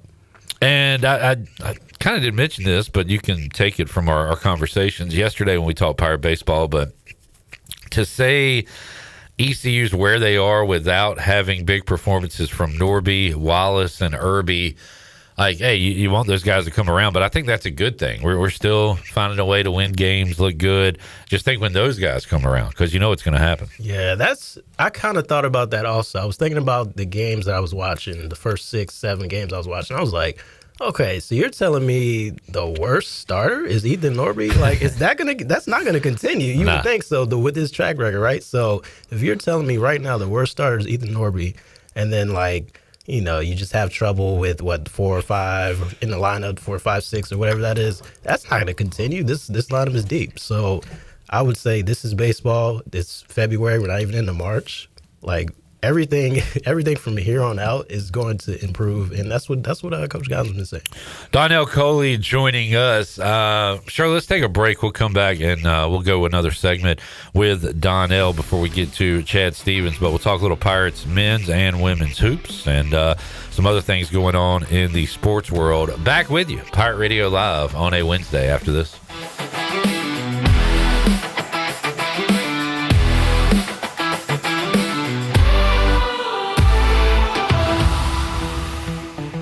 What's up, Pirate Nation? This your guy, Rajay Harris, and my spot to fuel up for great food in Greenville is Basil's. Looking for lunch today? Basil's lunch menu features signature pizzas, pastas, sandwiches, and salads starting at just $11. After work, grab a dinner and drink with friends with delicious rotating chef's features and plenty of ice-cold specials at the bar. Eat local, drink local at Basil's, your community restaurant on Fire Tower in Greenville. Basil's, Pirates supporting pirates. At Children's Health Services, we understand the importance of your child's well-being. This is Dr. Chris Osmick, and our mission is to provide comprehensive, patient-centered health care through every stage of child development, starting the day they are born in the hospital. We are not just here to treat illnesses. We are here to partner with you on your child's health journey. Schedule an appointment today to build a brighter, healthier world for your children. Hey everybody, this is Parker Bird. Visit our friends at Children's Health Services on Arlington Boulevard on 10th Street and at childrenshealthservices.org. Go Pirates. Hey Pirates, it's Lindsay Gray with Carolina Caliber. Warm up from the winter with hot manufacturer rebates and store discounts. Buy any new Winchester Super X pump, Wildcat, Expert, or XPR, get $25 back. Getting ready for turkey season? Buy any new Winchester Super X pump, shotgun, get $50 back. Or bring in the heat with a Savage $100 rebate on a Savage Renegade shotgun. Don't forget 50% off Nomad turkey gear. Shop online or stop by Carolina Caliber on Fire Tower Road in Winterville. It's a time-honored tradition. Attention Pirates and runners, be sure to join the fun Saturday, March 28th for the Pirate 10-miler, 4-miler, or Double Down Challenge. The road race starts and finishes at Dowdy-Ficklin Stadium and runs through the best of Greenville. Get in on all the action and reserve your spot at the starting line today. Sign up now at pirate10miler.com. Use the code Pirate Radio to save 15% off your race registration. That's pirate10miler.com, special code Pirate Radio. See you there, March 28th. The Buccaneer Music Hall is your beacon of music in the land of the Pirates in ENC. Open at noon 7 days a week with live music. Come enjoy sports trivia with me, Clip Rock, every Monday. Tuesday and Wednesday, it's live local acoustic night, along with line dancing from 7 to 9 on Wednesday. Thursday, there's a brand new lineup with Singo starting at 8, followed by karaoke with DJ Dog. Ladies and free both Friday and Saturday nights with the best local bands in the area. Finish the weekend with free games and DJ Kid Scene. Y'all come get bucked up. Looking for your new go-to spot? Check out Fish Street Hardware Restaurant and Tap Room in downtown Greenville. Open Tuesday through Thursday 11 to 9, Friday and Saturday 11 to 11, and Sunday 11 to 5. Single on Tuesdays at 7, Wings and Trivia Wednesdays at 7, Outlaw Open Mic Thursdays 7 to 9 hosted by Lonnie Britton, and live music Fridays and Saturdays from 8 to 11. The Yappy Hours Thursday to Saturday 4 to 7, 25% off all appetizers. Check socials and website for all information at Fish Street Hardware. Winter is here, but Stroud's Marine in Greenville is still your go-to spot for your boat projects and repairs. Now's the perfect time to get your boat ready for when the warm weather comes. Don't wait till spring. They've got you covered with outboard parts at great prices. Plus, they're running clearance sales on select items, so you can get ready for next season without breaking the bank. Stay up to date with the latest deals, parts, and promotions by following them on social media. Stop by the shop at 865 Rivet Street in Greenville. For more information, head to StroudsMarine.com. Strouds Marine, your best source for salvaged outboard parts. Hey Pirate Nation, this is Parker Bird, and the best place to go for custom t-shirts, apparel, or promotional items is University Sportswear. University Sportswear was super easy to work with when I needed my custom shirts. From start to finish, University Sportswear provided superior customer service and a quality product that cannot be beat. If your business, organization, or event needs t-shirts or promotional help, then you need University Sportswear. Visit University Sportswear, ENC.com for contact information. Go Pirates.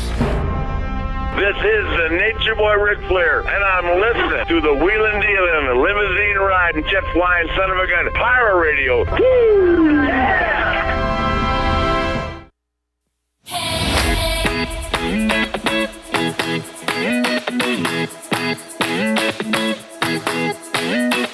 You're listening to Hour 2 of Pirate Radio Live. The Pirate Radio app is available now, powered by Carolina Caliber. Download the app today and have Pirate Radio at your fingertips. Now, back to the show. Welcome back. Doug Henry of Greenville has over 300 vehicles to choose from and brand new inventory arriving daily. Doug Henry is easy to find on the corner of Greenville Boulevard and Memorial Drive, and always online at DougHenryGreenville.com. Right on the corner and always right on the price at Doug Henry of Greenville. And get a jump on Mustache March by stopping by UBE or PirateWear.com this weekend and purchase a special Strikeout ALS t-shirt. Proceeds from the new t-shirts will be donated to the ECU Baseball Mustache March Fund to fight ALS. The last 4 years, Pirate Nation has helped raise over $8,000 with this promotion, and our goal this year is to get over the $10,000 mark. Get to UBE or order online at PirateWear.com right now and get your new t-shirt while supplies last.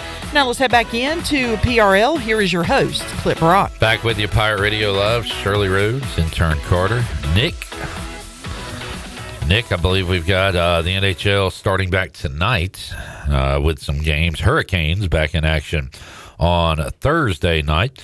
And we'll talk to Wade Minter, PA announcer, at the Lenovo Center either tomorrow or Friday.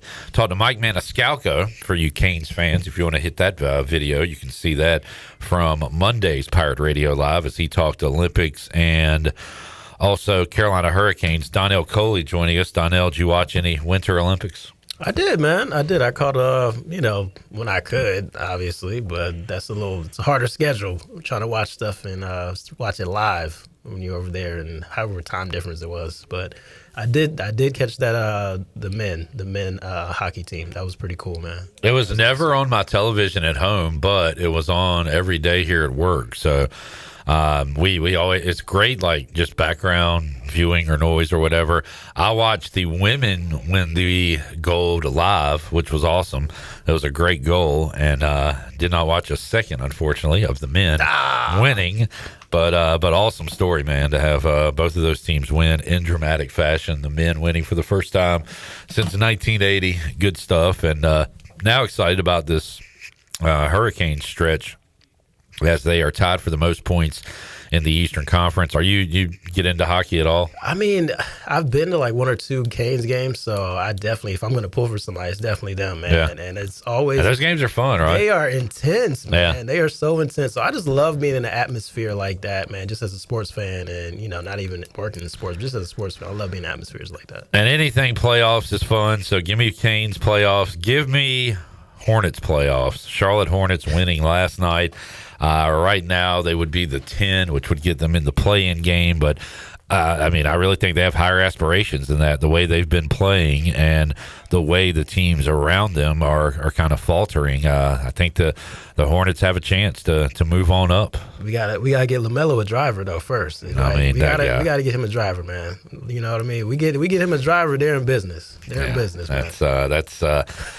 I'll pull for LaMelo on the court and try to pull for Miles Bridges on the court, but not my favorite people in the world.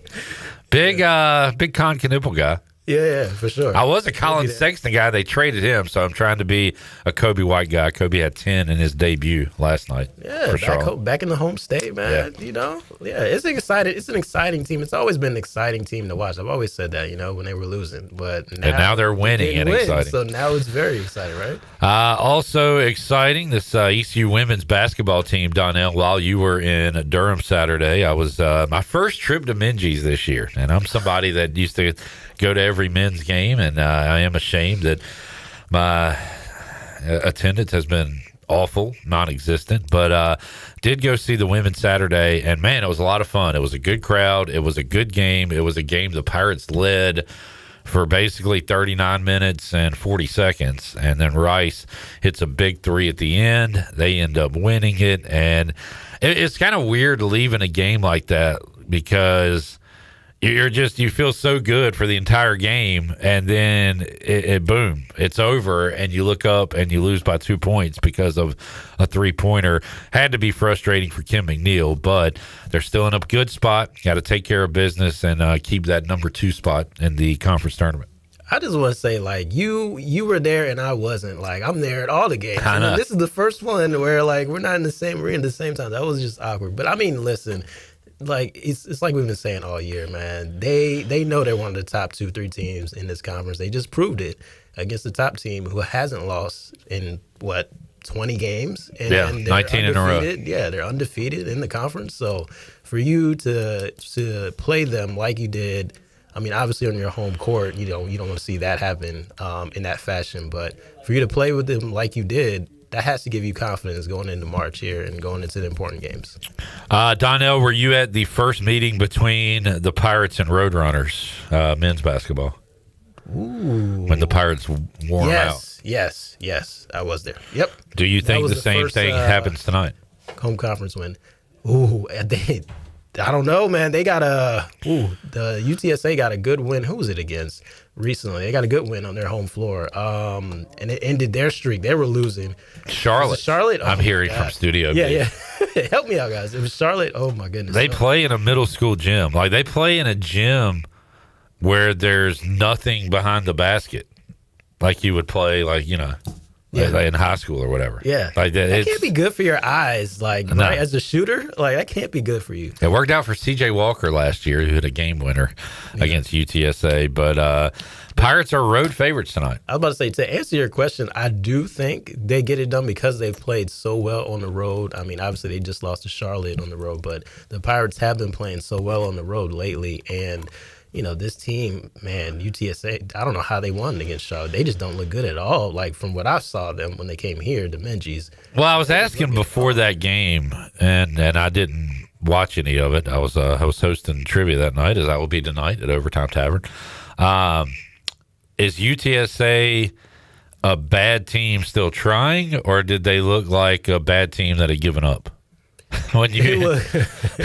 They just look like a bad team, period, man. Like, you know, these teams where you're just like, man, how are you guys competing at the same level we are? Like, it was like one of these teams is D1 and then the other one is not. Like, that's how they looked out there. Like, you can tell they have size, like, that could be on that level to compete, but they're shooting, like, unbelievably, they were the worst shooting team on that floor. I know we've talked about, you know, ECU shooting troubles. Yeah. But they were abysmal. And abysmal. That was the only way I could describe the way they were shooting. Like, it wasn't even close. Like, they weren't even hitting backboards sometimes, man. So, I don't know, man. They must have just found something. Like, they got the magic ball from Space Jam or something against Charlotte. I don't know what happened. Like, the Monster stepped out there and took over for them. So, we'll see, man. I guess it's just, you know, as closer as you get to March and crazy stuff just happens, man. But I do think Pirates should be able to take care of business today. Pirates back home coming up Sunday against Memphis. My question of the week, whose seat is hotter, Mike Schwartz or Penny Hardaway? You got to think Penny's with the track record. You got to think he's okay. I mean, I know this is not a great year. No, man. This is not a great year, and people love basketball in Memphis, and they expect you to be, the top of the American Conference, expect you to go make a run in March and but I mean, hey, who knows? They can turn it on this next month. They can turn it on. Yeah, I mean, they could win the conference tournament, and maybe all will be forgiven. And everybody will just forget it and just shut up, like Hubert Davis did. What was that, a few years ago? And went to the finals. And Kevin Keats saved his job with a run. That was exactly. That was epic. But you say the track record. Let me look real quick. Let me look at Memphis here the last. Yeah, nothing too spectacular in March though. So they lost in the first round last year. Didn't make it in 24. 23 lost in the first round. 22, I remember that, where they had a pretty good game against Gonzaga, but they lost in round 2. They beat Boise and then lost to Gonzaga in the second round by 4 points. Yeah, not too much to boast about in March though. Not too much to boast about, so. they've had these great recruiting classes. They've sent guys to the NBA, but just haven't had anything to show for it. And again, it's like it's so ugly. I mentioned it with Ruff and McNeil. Like, so hard to have an alum and then to have to fire them, because that lingers. Like that lingered here for a long, long time.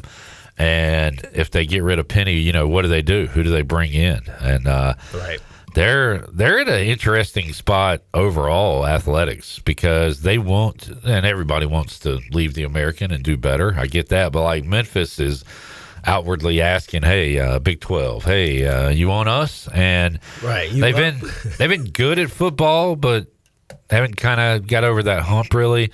I'll just look, their women's basketball's in last place. That's who our women play tonight.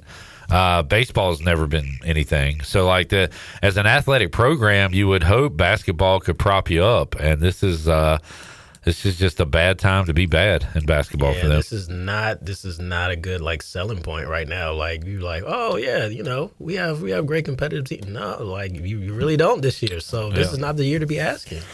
Donnell, what are you covering this weekend? Because everything's happening. We got men's, women's basketball, we got softball, and of course the Keith LeClaire Classic. So where are you going to be? Definitely starting with the LeClaire Classic. Got to be there. But Saturday, I think that's going to be an interesting day. I'm going to start with basketball. That's going to be our last home games. Women's basketball. That's going to be our last home game. So definitely got to start there and see what goes on in that one. And I think that's Charlotte. That's an in-state rival for sure. Hopefully everybody comes to Minji's for that one. And just joins me at walking over there to got to go over there to the baseball park. And folks, park your car and do some walking this weekend and walk around the whole complex. Let's carpool. Let's do that. Are we back at Dickies Arena, or do we have a new spot for the conference tournament this year? Let's see. Birmingham. Is that men's and women's? Men's will be at Birmingham. I believe it's both. Is it both? I believe it's both. Women's basketball championship in the Ham. So we are out of Dickies Arena and into Birmingham. Yeah, man. Look, anything can happen in March. Anything goes, man. And as Magic Johnson would say, our men, they're not gonna be there. They're not gonna be there. But the women will hopefully, Donnell, they're a game and a half up on the third team place. Will hopefully be there and be in the semifinals, get that double bye, and hey, let's get another shot at Rice. That would be awesome. I would love to see that, man. I would love to see, because I didn't get to watch that one because it's, I'm over here in Durham, so like I would love to see that. Talked to Ben Wagner last week, play-by-play voice of the Baltimore Orioles, and another year of a pretty dang solid AL East, Donnell. So what's your outlook on the Yankees as we get into spring training? Are we doing that? We got to do that. About to turn to March. Might as well.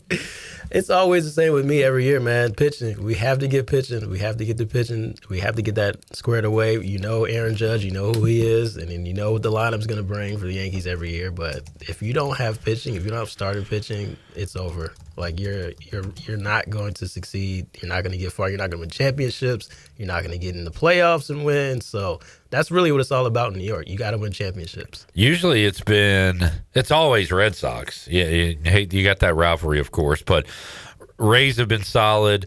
Here of late, the O's have been in a pretty good window. But now, I mean, the team you're worried about the most, is it the Blue Jays? How do they respond after the World Series year? What does Trey Savage look like with a full year? What's your take on what's the pecking order right now in the AL East, in your opinion? You got to go with the champs, man. You got to go. Jays? Got to go with the champs first. I do think the Yankees, the way they always, you got the MVP, on the team, so you have to put them up there. Just the sole fact of that. But it's the pitching for me, though. If they don't find reliable pitchers to go, and they have to be healthy. That was the problem last year. They weren't healthy. So I think you got to go Blue Jays because of their pitching, and then you got to go Yankees, and then everybody else falls in line after that. All right. Ooh, I'm looking at FanDuel. What they got going? You can go Braves 90-plus wins for plus money. Uh-oh. That is stealing. Uh-oh. Coming off an injury year, 90-plus, sure. Yankees 90-plus wins, minus 132. If you take them up to 100, plus 390. So they're looking somewhere mid-90s wins or whatever, but you feel good about laying a little juice for 90 wins this year? Of course, man. You know they're gonna do that. You know that, but it's just that's not good enough in New York. Right. You got to win championships, so you got to win the AL East, and then you got to go, win the pennant, all that stuff. So I mean, that's really what it comes down to, and it's gonna be. We're gonna see about that pitching. Jamie said Jays lost Bo Bichette, big loss, which I mean he was out of the lineup last year for a while, right? Yeah. But a large proportion of it. But their pitching is so good. Man. And Bo goes to the Mets, I believe. We'll see him in. I think that's right. I think see him in our division. Yeah. Thoughts on the O's getting Pete Alonso? What's the Polar Bear? Polar Bear? Yeah. Polar Bear. Yeah, I like him, man. I do like him. I just don't know if the O's can pitch. I was going to say, the O's, they got banged up a lot last year, so we really couldn't judge. I think they have the best prospects in that division. Well, I asked Ben, and they're still young, but I feel like we've been calling them young for a while. But Gunnar Henderson and Holiday are obviously young. Adley Rutschman, he's almost a veteran at this point. Mm-hmm. And some other guys that they brought up around that time. But he said the window is open, for Baltimore. They have studs, man. They have studs, so it's open, man. Well, looking forward to talking some MLB with Donnell down the road. But a lot of Pirate athletics to keep an eye on here in the immediate future, including baseball and hoops. Donnell, appreciate you joining us today, man. People can check out your work on the page of the Daily Reflector, onlinereflector.com. Anything else we need to know? Always a pleasure. Hey, I'm looking forward to being at that ballpark again, man. Those fans, Pirate Nation, you guys showed out, man. That was impressive over the weekend to see that, you guys. That was awesome. And hopefully the team will hold up their end of the bargain with some good crowds this weekend and play well. All right, we'll take a break. When we return, we'll talk to former ECU linebacker Chad Stevens. I think about it a lot. Does he still think about the touchdown that was ripped away from him in the Military Bowl? But we'll talk about that, what he's up to now, and more. Back with you, Pirate Radio Live, after this timeout.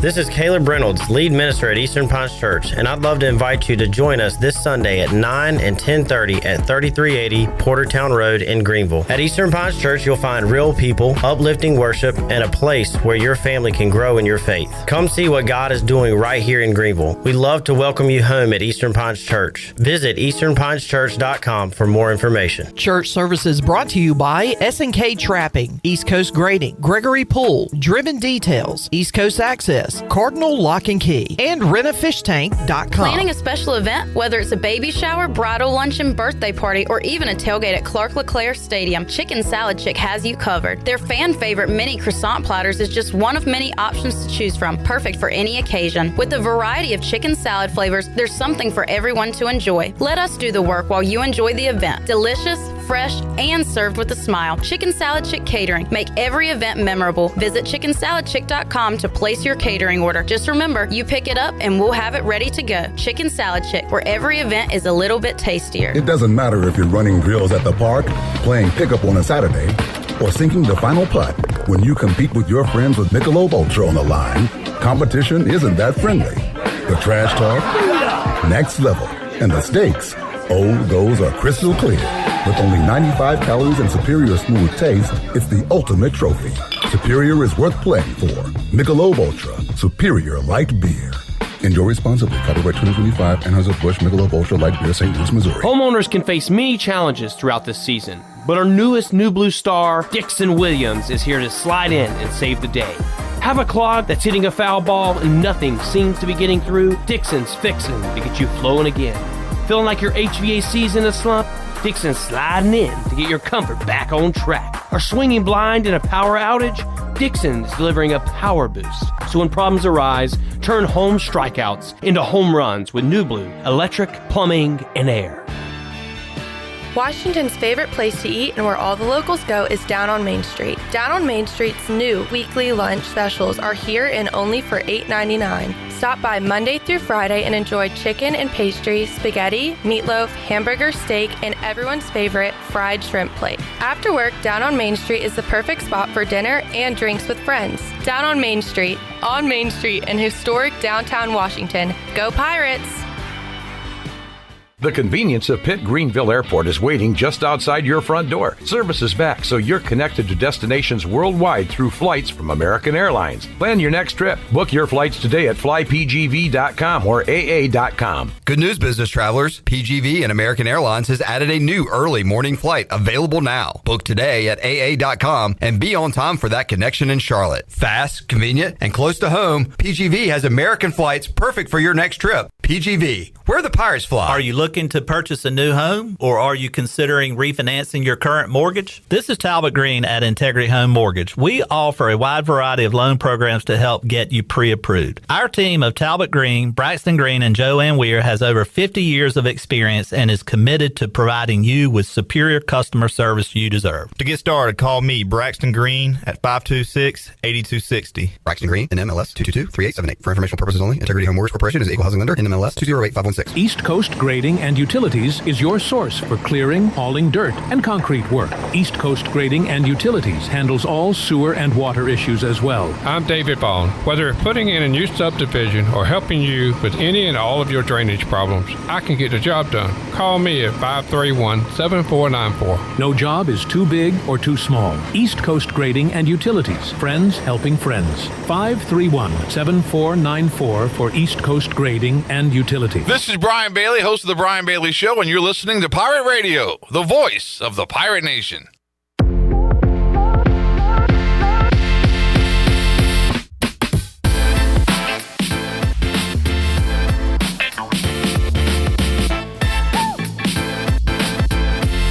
You're listening to Hour 2 of Pirate Radio Live. The Pirate Radio app is available now. Powered by Carolina Caliber. Download the app today and have Pirate Radio at your fingertips. Now, back to the show. Welcome back. Country Mart has been locally owned and operated for over 40 years and is your premier country store serving the best cheese, biscuits, and country food around.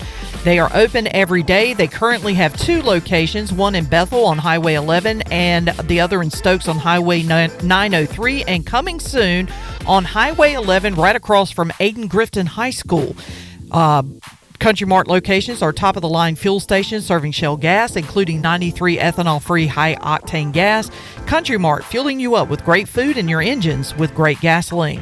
Now let's head back in to PRL. Here is your host, Clip Brock. I like how Country Mart's going to have North Pitt and South Pitt covered. Oh, yeah. I was getting ready to say, they're smart. Park a place that serves biscuits right across the street from a high school. Oh, man. Because back in the day when I was in high school, there was a little store that sold biscuits, and I would stop there every morning to grab a biscuit and a Diet Dew and head into school. So they're gonna make some money over there. Gonna rake it in. Welcome back into Hour 2 Pirate Radio Live. Coming up Hour 3 at 5 o'clock, we'll talk to Shane Winkler. Big win for the softball team yesterday as they knocked off Duke. But right now we'll go out to the Turner Home Team live line. If you're looking to sell your house fast without making any repairs, the Turner Home Team is a local home buying company that buys houses as is. Justin and Carolina's team can provide you with a fast cash offer for your house today. Give them a call, 525-4780. Joining us today, former Pirate linebacker Chad Stevens. Chad, how you doing, man? I'm good, man. How are you? Doing good, and saw a picture of you in our Michaels and Gateway Smiles of the Game over the weekend. You and I believe Alex Flynn watching some Pirate baseball, so that was pretty cool, and you got to see a Pirate win on Saturday, right? Yes, sir, man. It was a good game.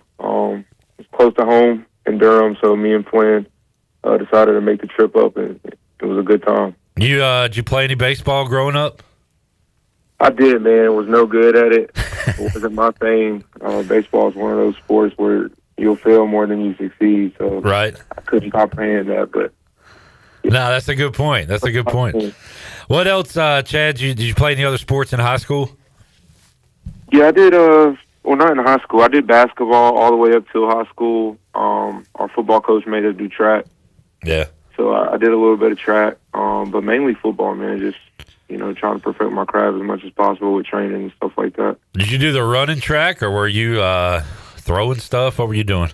I did a little bit of throwing, and we had like a big man 4x1. So I took place in that with a bunch of other football guys. Nice. So yeah, that was fun. Where'd you go to high school, Chad? Southeast Guilford, out in Greensboro. Do you play any offense? And football? Yeah. Oh yeah, I played running back. I did a little receiver. Was kind of all over the place. I always wonder, and I talk to coaches about it, do they still have guys that want to be on the defensive end of the ball? Like, at what point were you okay with not having the ball in your hands and saying, all right, I'll go tackle people? I've always been a defensive guy. Right. My freshman and sophomore year in high school, we had a coach who didn't really play both ways, play players both ways. So that's when I played a lot of offense, and then we switched coaches my junior and senior year, and that's when I kind of got back to playing defense, and split it 50-50 with offense and defense. So. When were you first recognized by ECU? When they first reach out to you, Chad? They reached out to me, it was junior year. I want to say I got reached out to on a weekend and on a weekday. And then I went up there on a weekend with Coach Mo, Coach Blackwell, those guys. And what was the recruitment like? And, if you didn't end up at ECU, what were your other possible spots you were thinking about? The recruitment went well. The first time I went there, I kind of fell in love with it. That was always a school that I had wanted to go to.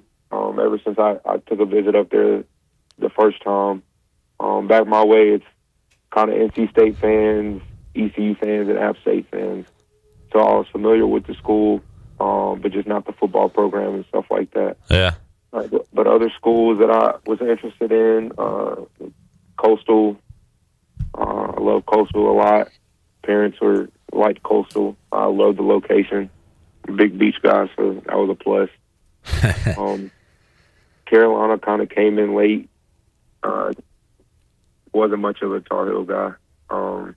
But yeah, ECU was always my number one. Chad Stevens joining us, 5-year letterman, and then looking at your bio in 2024, started all 13 games. So not just a good player, but durable. Chad, how about dealing with the pains and injuries a football player deals with? How was that throughout your college career? Yeah, so thankfully I never had any serious injuries all the way from middle school, high school, college.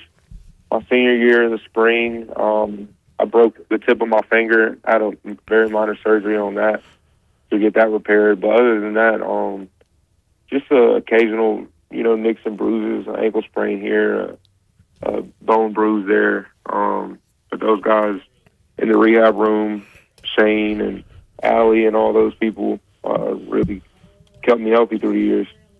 Yeah, that's awesome to hear. And Chad, how about I mentioned 5-year letterman sticking here throughout? You're kind of a different breed these days, where guys do leave and try to find some greener pastures. What kind of led you to staying here? And did you ever you saw some teammates go for other opportunities? Did you yourself ever think about that? Yeah, I'm gonna be honest. I feel like everybody thinks about it. You have options, but I guess everybody's situation is just different. And for me, ECU meant a lot to me. I was kind of established there. I felt comfortable there, and wanted to accomplish something with, bowl wins, conference championship. I love the guys who I played with. So it just made sense for me to stay. My brother played there alongside with me. So, I wouldn't get that at any other school. So it's a lot to me. You didn't get to experience for a full season, Chad, but you did see a little bit of Blake Harrell, the head coach. How was Blake Harrell, the defensive coordinator, different from Blake Harrell, the head coach, or was he, pretty much the same guy? No, Harrell's the same guy. He was from the first day he got to ECU, man. Real humble guy. I'd say he had to grow into, being that talker. But yeah, I loved Harrell. Still love him. I got to talk to him a little bit Saturday at Tobacco Road before the game. But yeah, he's a great coach. I'm happy for him, and we just wish him all the success for next year and years to come. Man, I remember Alex Harper interned here and was here around the time when Mike Houston was let go and Blake Harrell took over. And Harper said he came in and talked to the team and said, hey, I don't know how we're going to get it done, but we're going to get it done. And he said, we're going to get it done just with us, with this in the locker room. And he said that he immediately, brought the team together, because that can be tough, losing your head coach. You guys were losing games at the time, but to rally around him and around your teammates and around each other and to put together the end of the season y'all did in 24 was awesome, man. What was that momentum like where, okay, you win one, then you win two, and then you start thinking bowl game and just kind of went on from there? Yeah, man, it was definitely crazy times. Like Harper told you, Harold brought us in, and nobody really, there's no right thing to say at that time. So I guess keeping us together was his main focus, and he did it really well. Every week we were over at Coach's house going out to eat, because nobody could get us through those times but, ourselves and the coaching staff and their families and stuff like that. And next year was a promise for those guys, coaching staff and players. So we knew that, and, it was really important to come together and pull out some wins at the end of the year. I know it meant a lot to me in the senior class because that was our last year. Very well could have ended different. It could have ended differently. But yeah, just happy it ended the way it did. I'm happy it ended the way it did, but I'm still pissed off, Chad, and I don't know if you are, but we got to talk about it. You and look, we love Rajay. We love 47. We'll talk to him tomorrow on the show. He's our guy, but you were supposed to be the hero of the Military Bowl, and they took that away from you when they called for progress. But, man, you were jetting down the field. You like your old track star days, I guess, running down the field with the ball. But, man, do you still think about that, Chad? Or since you won the game, it's not as tough on you, I guess? Definitely not as tough as we won. But I'd be lying to say if I didn't think about it. It was brought up a couple times this weekend. But just happy Raji had it. The team's back and made that play. Like I said, it came up this weekend, and I was telling people, man, that's probably that got to be the most historic ECU run of all time with, a ring on the line against an in-state rival in NC State. It definitely meant a ton. So just happy that we could win that game and pull that one out. It really is an all-time moment. And, Chad, I was thinking about this earlier. I don't have the athletic accolades you do. I still remember hitting a game winner on the baseline in a church league basketball game. So that tells you what kind of athletic career I had.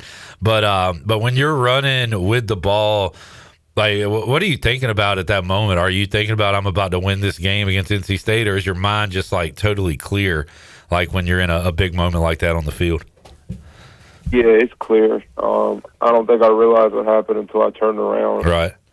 Didn't see too many people celebrating on flag. Saw a bunch of commotion going on. So at that point, I knew it was up in the air.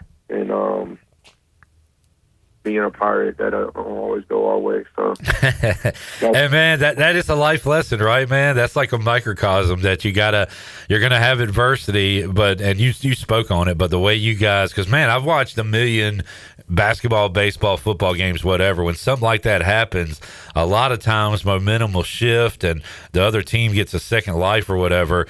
But you guys did not let that happen, so I think that says a lot about the team. For sure, man. Like I said, Harold led the way, followed by our coaching staff, and then, the leaders on the team. Just trying to drag guys along because next year wasn't promised for anybody, so we definitely made sure to make it count. Well, we thought that would be the biggest military bowl screw job ever, and then Marlon Gunn gets it the next year. How about Marlon's run they called back last year, Chad? That might have been worse than the call that you had. Yeah, that was not dragging all those guys on his back and blow the whistle. But like I said, it's just part of being a Pirate. How much fun was it? Because we've got to know Rajay a little bit, man. I know he'll kind of laugh and joke with us, but I know he was a serious competitor. Marlon, he seems like a great dude, too. Just seems like a guy's got along. What was it like, going to war with them, but also practicing each and every day, hitting those guys on the offense? Man, all the time. Me and Rajay didn't have plenty battles. And like you said, he's a cool dude off the field, but on the field, we're both the same way. Like, we're going at each other. It's the only way to get better. And Marlon came in, was a younger guy, was behind a lot of talent. And then you kind of seen him progress through the years. He was always that downhill runner that people didn't enjoy tackling in practice. And that's what you saw on Saturdays. So, yeah, happy for his success this year, too. With those track wheels you got, were you able to track down Keaton a few times at practice? Nah, I'm not. Can't you tell that lie? Don't even lie. I appreciate your honesty on that one, Chad. Chad, what did you try to continue your pro career? What did you do anything football wise when you got out, or did you kind of get into the real world? No, I had training for 5-6 months. I trained out in Durham at Duke facilities. Did the whole pro day thing. Had a couple opportunities that just didn't fall through. Yeah. So yeah, a chapter that So what are you up to these days?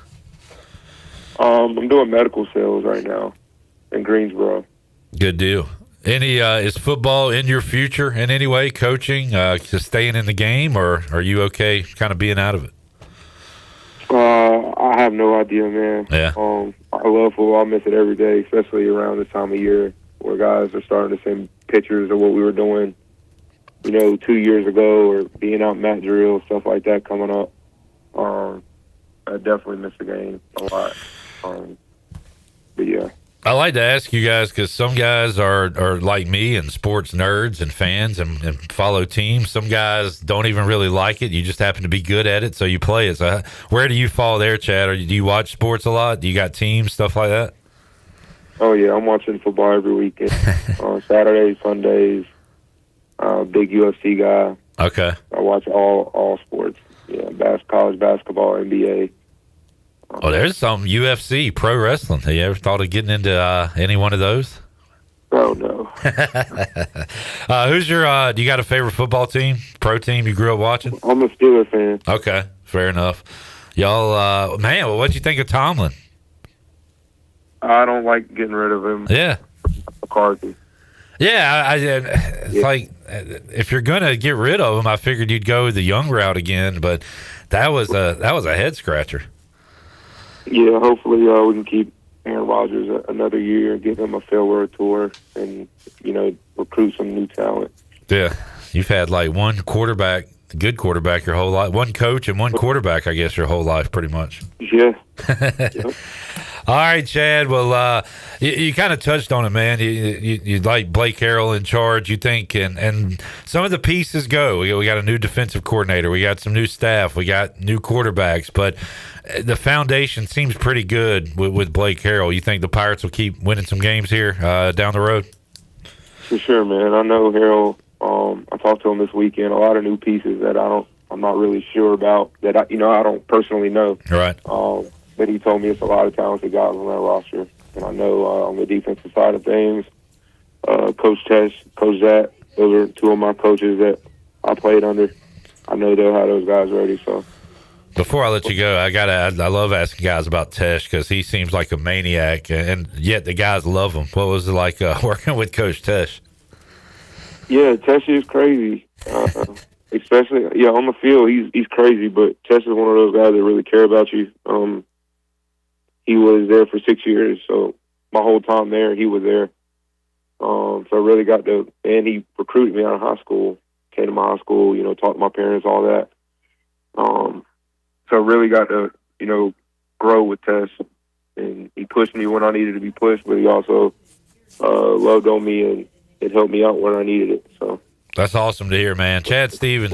Yeah, that's great. Chad Stevens joining us today. Chad, awesome to catch up with you, man. Wishing you success in life, and then let's do it again down the road, man. Appreciate you joining us today.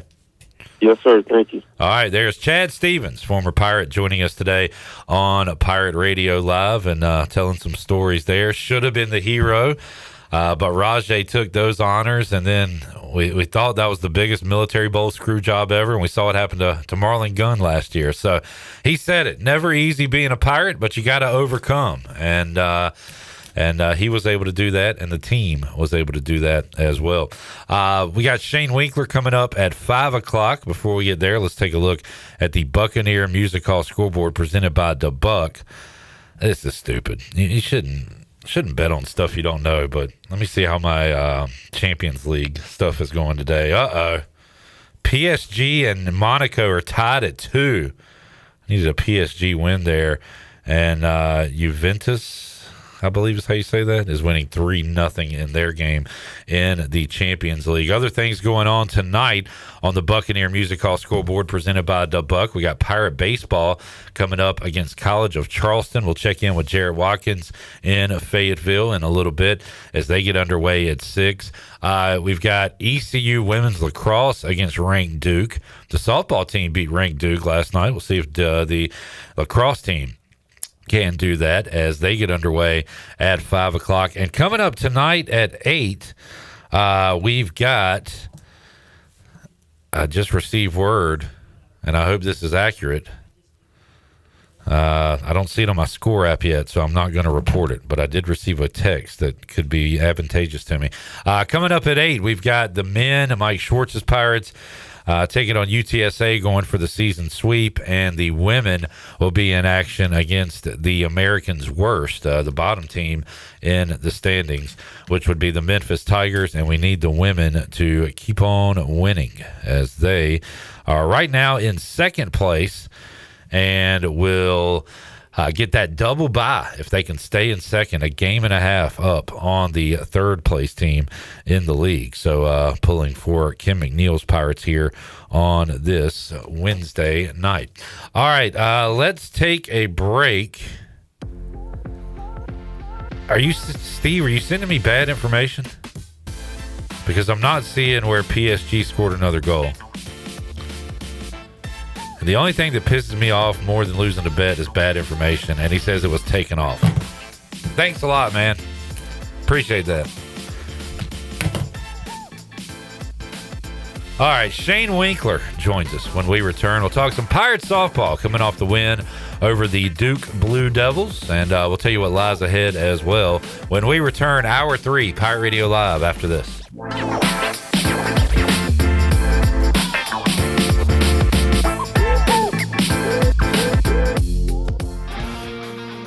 Hey, Pirate Nation, get a jump on Mustache March by stopping by UBE or PirateWear.com this weekend and purchase a special Strikeout ALS t-shirt. Proceeds from the new t-shirts will be donated to the ECU Baseball Mustache March Fund to fight ALS. The last 4 years, Pirate Nation has helped raise over $8,000 with this promotion, and our goal this year is to get over the $10,000 mark. Get to UBE or PirateWear.com right now and get your new t-shirt while supplies last. Go Pirates! Enjoy the warm air circulating moments after you turn up the heat. Precise control of cooking temperatures. Enough hot water on demand for everyone's shower. The instant glow of warmth when you turn on your fireplace or fire pit. Never having to change a gas tank on your outdoor grill. Experience the affordable luxury of natural gas. Find out more at GUC.com. Looking for friendly service and hometown convenience? Make it Country Mart in Pitt County. With 2 great locations already serving our community, Country Mart is your one-stop shop for fresh hot food, cold drinks, snacks, fuel, and everyday essentials, all with the fast, friendly service you can count on. And we're growing. A brand new location is coming soon on Highway 11 right across from Aiken Crifton High School. From breakfast biscuits to afternoon pick-me-ups and the best fuel prices in town, Country Mart keeps Pitt County moving. Country Mart, local, convenient, and always friendly. Doug Henry of Greenville is your premier used car dealership with over 300 vehicles to choose from and brand new inventory arriving daily to take care of all your needs. Doug Henry offers the best selection of used cars around, and it's easy to find right on the corner of Greenwood Boulevard and Memorial Drive. You can also find them at DougHenryofGreenville.com. Right on the corner and always right on the price. Doug Henry of Greenville. What's up, Pirate Nation? This your guy, Rajay Harris, and my spot to fuel up for great food in Greenville is Basil's. Looking for lunch today? Basil's lunch menu features signature pizzas, pastas, sandwiches, and salads starting at just $11. After work, grab a dinner and drink with friends with delicious rotating shelves features and plenty of ice-cold specials at the bar. Eat local, drink local at Basil's, your community restaurant on Fire Tower in Greenville. Basil's, Pirates supporting pirates. North Carolina State Parks invites you to enjoy camping your way. With the weather changing, booking your own cabin is the perfect solution for your camping getaway. Reserve campsites or cabins today at Jones Lake, Goose Creek, and Cliffs of the Neuse. Whether you enjoy traditional camping or air-conditioned cabins that can be rented with Wi-Fi, your next adventure can include hiking, beautiful scenery, and sunsets by the campfire. For information on booking a cabin, visit ncparks.gov. Need to sell your house fast without fixing or even cleaning it? Call the Turner Home Team. Hey, this is proud ECU alumni Justin Turner with the Turner Home Team. We buy houses as is in any condition for cash, and we can close in just days. As a real estate investor and licensed agent, my team and I can give you options when you need to sell. Sell fast or sell for top dollar. You choose what's best. Call Turner Home Team or visit theturnerhometeam.com. They'll make a no-obligation cash offer for your home today. Turner Home Team. Pirates supporting pirates. Are you tired of dealing with IT headaches? Does this sound familiar? Phones, Wi-Fi, or email always acting up? Are you afraid of phishing scams, data breaches, or ransomware attacks? Every minute your systems are down, you're losing money. If you're nodding your head, it's time to call cybersharks.net. We handle IT so you can focus on growing your business. Fast, reliable, and always there when you need us. Call 321-7800 today and get IT support that actually works. Cybersharks.net. We keep your business swimming. This is Pirate Radio, WGHB Farmville, W224EI Greenville, WDLX Washington, and W281CH Washington.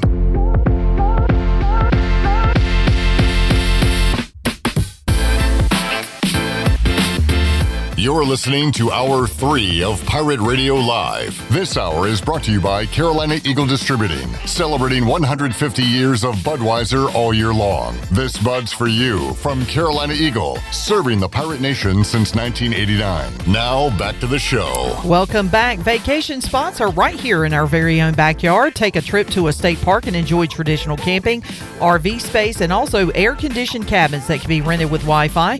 If you're by a lake, be sure to check out the opportunities to rent a canoe or kayak and get out on the water. Your next adventure is right around the corner. For more information, please visit ncparks.gov. Now let's head back into PRL. Here is your host, Clip Brock.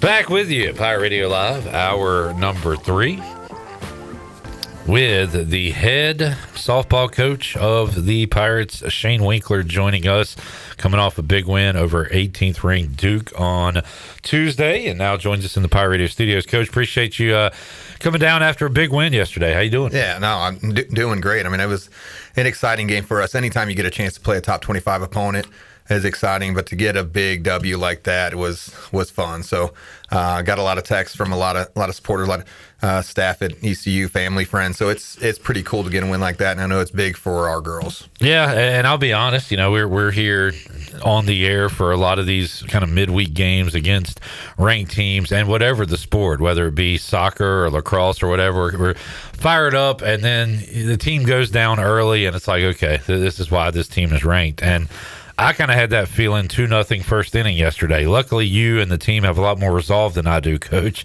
because you knew it wasn't over, but had to bounce back right away, right, with a 2-0 deficit. Yeah, I mean, we talked to our team beforehand. We in our huddle before we're going, we got a circle that we do before we start every game, which is our We Believe circle. So obviously we're talking about belief and our confidence, and we said, why not? Why not? All we got to do is find a way to keep it close, give us a chance in the end, and that's what we did. So yeah, we fell behind 2-0, but we rebounded, and we talked about finding ways to keep momentum in our dugout. We did so. Then we jump out to a 4-2 lead before giving it back, but all game long was just keeping it close, and our freshman pitcher did a great job of just doing that, keeping them off balance all game long, keeping it close and giving our offense the ability to get that big hit when we needed it. And I'm biased. I'm always going to shout out Conley Viking Anna Sawyer, but a big home run yesterday. 2 RBIs in the win, had the dinger to, I think, put you guys up, right? And and then you're able to win it in the 7th with a run. So, the stick-to-itiveness and getting it done. And what was the celebration like afterwards for the team? I mean, the girls were stoked. I mean, that's one, going back to Anna Sawyer, we've been close with Duke a couple times, and that's a school that she was looking at coming out of high school as well. So that's one, going back to her freshman year, that we told her, like, we're going to get them once. We're going to get them during your time. And we've been close, just haven't been able to get that big hit, or we gave up a lead late in the game a couple years ago when we had them. But last night, again, going back to Sydney Rainford in the circle, outstanding job. But Anna Sawyer, one of her better games overall in her career here, with a big home run that tied things up, a double late to put us in a position to take the lead in the 7th. So just her stepping up and us doing what we need to. But no walks from our pitching for Sydney Rainford as a freshman against a top 25 opponent. No errors on the defense. So I'm just a clean game all the way around. So it's good to be a part of. We talked to you preseason about this non-conference schedule and the challenge it was. And I'm not going to say I know a ton about softball, but I know SEC softball, and then playing against Alabama, but also, beating a Maryland, playing against Georgia Tech, beating a Notre Dame. Like you have certainly challenged yourself, and the 10-7 overall record isn't great, but we talked about that. Like, against this schedule, that's a hell of a record. So how do you feel right now about where your team is so far? No, we feel good. I think last night did a lot for our confidence. We feel like, going back to opening weekend, Alabama's one of the best teams in the country. I mean, they're undefeated. They swing it as well as anyone in the entire nation. I think that game was closer than what it was. We had the ability to go up 2 runs on them before it kind of got out of hand late. Georgia Tech, we lost 2 to them, but we had a lead in game 1 to where we feel like we need to find a way to close that out. But playing those type of opponents consistently the first month of the season gives us that ability to know what we have. We're calloused up a little bit. We got some scars. We know how to overcome things, to where some teams down the road that are playing absolutely nobody on their schedule, have no RPI competition, that they're not battle tested. And we've definitely put ourselves in position going into American play here in a couple weeks that we've been tested in a lot of different ways. And man, crazy to say, but yeah, American play is coming. One last non-conference weekend, and the Pirates will be welcoming in Campbell, St. John's, and Ryder coming up this weekend. You have to come up with names for all these weekends. So you've had the Pirate Clash, the Purple Gold Classic. This is the Battle at the Max. The Battle at the Max. Max Joyner. We got one named after him, which we're excited. He came out to the park a little over a week ago, so it was good to see him and his son. But the Battle at the Max will be a first with that name that we're excited about. So after a big win Tuesday, what is Wednesday? Is it a day off for the girls? Yeah, weekend tournaments are long. We had some rain delays this past weekend, so that was a little draining. We had a light practice on Monday, get ourselves prepared for Duke. Obviously Duke last night, and then today was finally a day off. Tomorrow, probably a lot of rain, so we'll be indoors and we'll do some video work to prepare for the weekend. But yeah, softball tournaments, 5 games in a weekend are really challenging, but it gives us the ability, plenty of at-bats. Our pitchers get tested, and one last time before conference play. Shout out to the grounds crew too, right? Absolutely. Because 4 coming up on Friday, and we'll see what the weather holds, but it can mess up and a lot of things, and those guys do a great job. No, man, they're phenomenal. Our entire support staff, shout out to all of them, and they are outstanding. If you look at Saturday, teams got out there before 8 a.m. warming up for the first game of the day, 4-hour rain delay. I'm there watching our grounds crew work after midnight. So I mean, long day there, and we played some good softball throughout the weekend. And like I said, softball weekends with the preseason tournaments are a lot, but it's another way. Like going back gives us, like I said, the callus and the scars that we know what we have and the perseverance, and we've been through a lot of different situations to prepare us. Conference play coming up, starting with Wichita, but still some midweek games. Obviously, I see North Carolina, NC State, UNCW. How did Stanford get on the schedule coming here? I guess they play an ACC opponent. That would make sense. With the way conference play is now, similar to Michigan last year. Michigan was playing a tournament weekend at NC State, and we got to play them home here and got a big win against them. Stanford's the same way. They're playing down the road, I believe, at Duke during the weekend. So there's an opportunity for them to come out and get a midweek. So that's, again, top 10 opponent right there, one of the best in the country, but getting them at the max is exciting. Yeah, that's pretty neat. And the only good thing about them being in the ACC, I guess. Jared Watkins just sent me this video from Fayetteville. He was telling me about this train. And sure enough, there is a train that runs right by the stadium. And I thought, Coach, any favorite ballpark or interesting ballparks you've been in as far as softball during your coaching career? Any unique places? Oh, softball-wise, one of the more unique ones is coaching in the Pro League in Akron, Ohio. I mean, it's a former baseball stadium that was around going back. I think I heard even Babe Ruth played there. I mean, it is very old, and they converted it into a softball stadium, and that's Firestone is the neat one. And then we've got the opportunity to play at a lot of cool places throughout the country during my career. LSU's got an unbelievable stadium. Tennessee's a nice park where their fans are get after it. Georgia's the same way, where they got those SEC crowds are similar to what you would expect during a baseball game. But yeah, nothing's like playing at the max, and we've got such a great setup here. No doubt. Coach, when you look at what's going on around the league, have you followed it? Who are the top teams in the American this year that you'll be challenging? Yeah, I mean, it's looking like it's going to be a multi-bid league again. Florida Atlantic's off to a really good start. Charlotte's got some big wins. USF, I think they're 13-4. They've got some big wins as well. Wichita is always right there. They swing the bat. So, I mean, the top half of our league is very good, but I think as a whole, the entire league has taken a step up. So 1 through 10 is better than it's been in the past. So, I mean, it is going to be a gauntlet. Our first 2 weekends are against 2 of the better teams in the conference, but that's what you sign up for when you come to play at ECU, to play in one of the most challenging leagues in the country. Coach, let's talk about the personnel and how about who's getting it done on the mound for you. How's the pitching look so far? I mean, going back to our freshman, Sydney Rainford was outstanding last night. If you look at our entire team, we've been beat up a little bit. I mean, going into last night, we've got probably our best overall player in Sarah Stone out. Mary Catherine Scott, our best defense player at shortstop, is out this week. Julia Apostolakos, who's been our number 1 pitcher.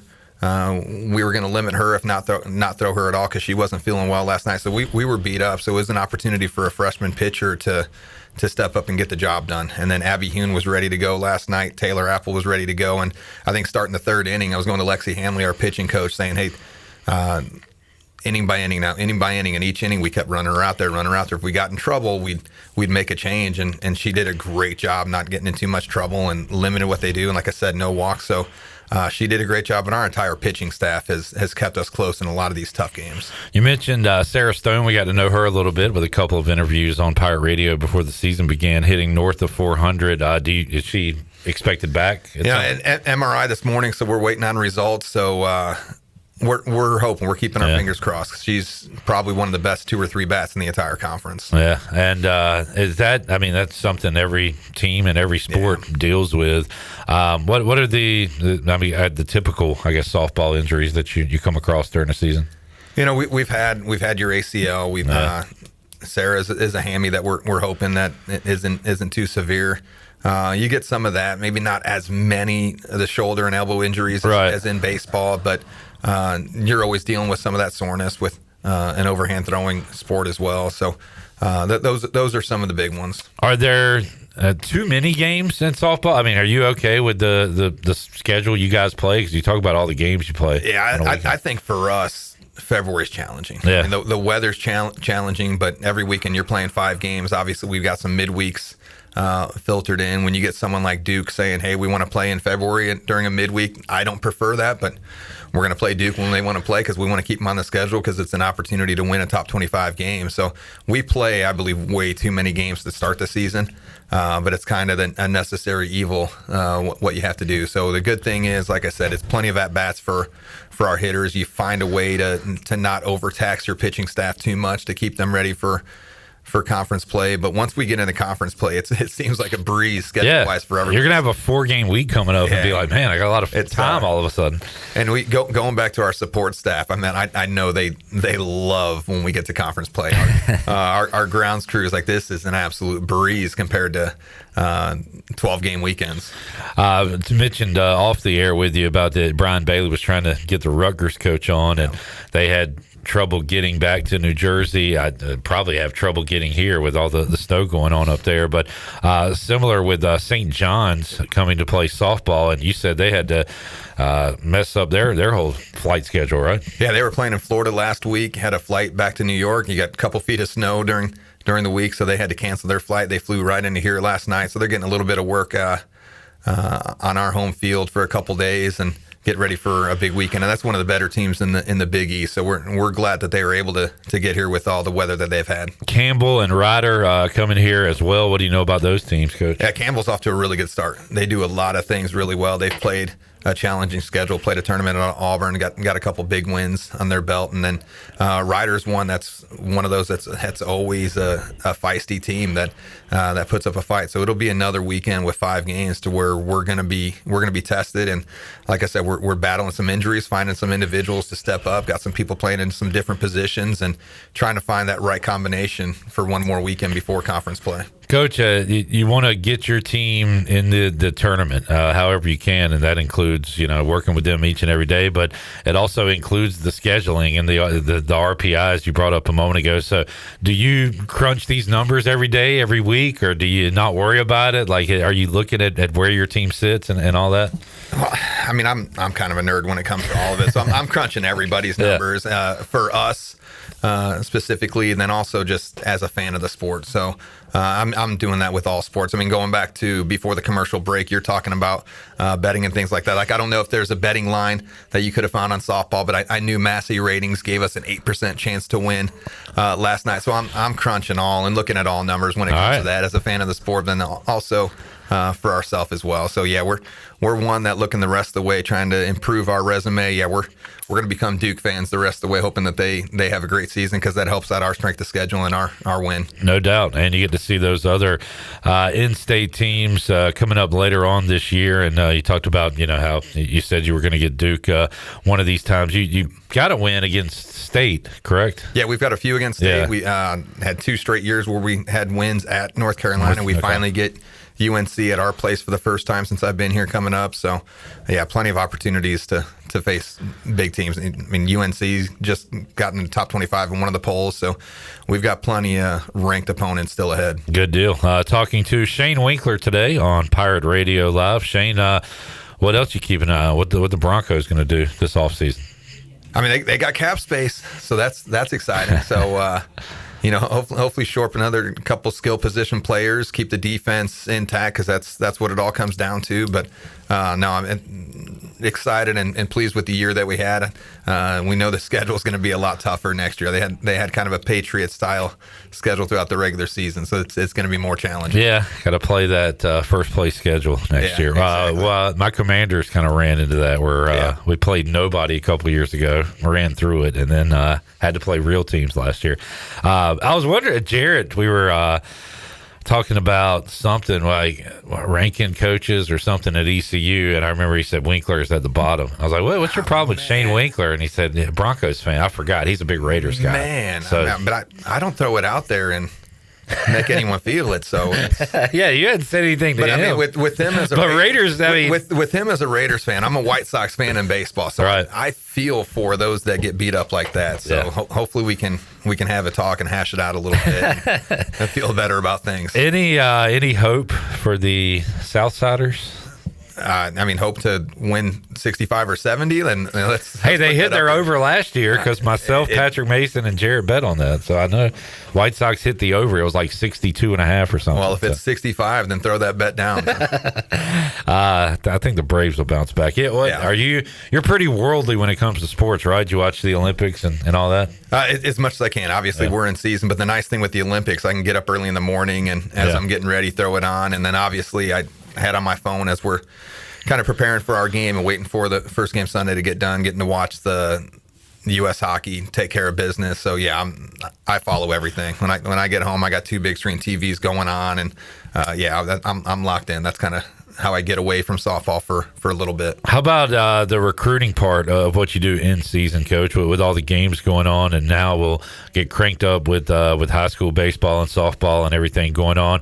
Are you doing that more off season, or is there still a lot of in season recruiting as well? Most recruiting is off season. Yeah. I mean, it'll start up a lot this summer with the transfer portal obviously open up, and obviously we've had a lot of success with the portal. But I mean, we'll keep in contact with our kids coming in next year, and then just making different contacts for kids that we're going to be watching this summer. But a lot of it kicks off as soon as the transfer portal opens during the off season. Where do you kind of find yourself going to games and traveling and stuff like that? Are you all over the place? Yeah, absolutely. I mean, from a recruiting standpoint, you're coast to coast. The big tournaments are. You get Atlanta, you get out to Colorado, we'll get out to California. I mean, we'll literally be coast to coast because that's the way travel softball is nowadays. Your best teams in North Carolina don't play in North Carolina. They play everywhere across the country. Yeah, that's the way it goes. Shane Winkler joining us. Well, Coach, some good softball coming up this weekend at the Max. So come check them out. And again, last weekend non-conference play, which is crazy. So you'll get into league play with Wichita coming up. But congratulations, big win yesterday. But we want more than that, right? We want to keep this thing absolutely going. That's just one to build on and got our girls some confidence, and big weekend ahead to keep building and stacking on top of each other before American play. So excited where the team's at right now, but like I told them last night, this is only the beginning. Pirates get their 10th win, a big one against Duke yesterday, and ready to pile up some more this weekend at home. Go see them play Friday, Saturday, Sunday. Shane, thanks for joining us, man. Absolutely. Anytime. Appreciate you. We'll take a break. We'll get a check-in and see what's going on in Fayetteville. Jared Watkins is there for ECU and College of Charleston. We will talk about that and more when we return. Pirate Radio Live after this.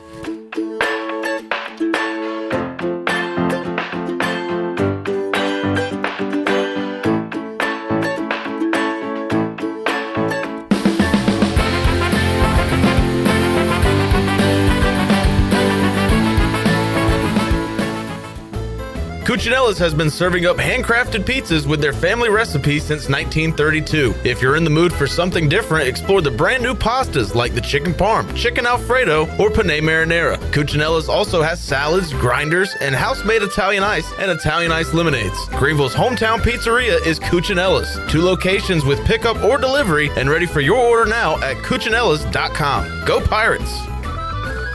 At Langley Contracting, we're superior roofing specialists. Whether it's a new roof or repairing your old one, we've got you covered. And best of all, we handle your insurance claims. We are locally owned right here in Eastern Carolina. We are licensed and insured and have a 25-year roof warranty. We can handle your gutter installation too, so everything is seamless. Call or visit us online at 214roof.com for your free estimate today. Langley Contracting, your superior roofing specialist. Michaels & Gateway Cosmetic and Family Dentistry has been Greenville's premier dental practice for over 40 years. I am Dr. Chris Gateway, and our mission at Michaels & Gateway is to provide exceptional dental care with compassion, integrity, and innovation, ensuring every patient leaves with a healthy, confident smile. Doctors Michaels & Gateway are committed to providing an outstanding patient experience with every visit. Not only do we offer all your dental needs under one roof, in most cases, we can take care of those needs on the same day. Bring your smile to us at Michaels & Gateway Cosmetic and Family Dentistry. Ready to take the road less traveled? This February, get behind the wheel of a new 2026 Subaru Outback Premium at Capital Subaru of Greenville. Lease it now for $365 a month for 36 months. And don't forget about the Subaru A Lot to Love event. It's all happening right now at Capital Subaru of Greenville off Memorial Drive or online at capitalofgreenville.com. Proud official partner of the ECU Pirates. Price does not include licensing costs or registration fees. See dealer for details. Offer expires March 2nd, 2026. Overtime Tavern is the place to be for great food, cold drinks, and all your game day action with over 10 TVs. Swing in today and try a mouth-watering burger, glizzies, wings, or check out their daily specials featuring some of the best items on the menu. OT's has a weekly lineup of entertainment starting Tuesday with Singo, Wednesday is sports trivia with Clip Brock, and Thursday's local acoustic acts playing the tunes. OT's is located on Charles Boulevard across from the Sheets and is open daily from 11 a.m. to midnight. There's always time on the clock at Overtime Tavern. Play it again, sports. Buy, sell, trade. Great deals never felt so good. So good, so good, so good.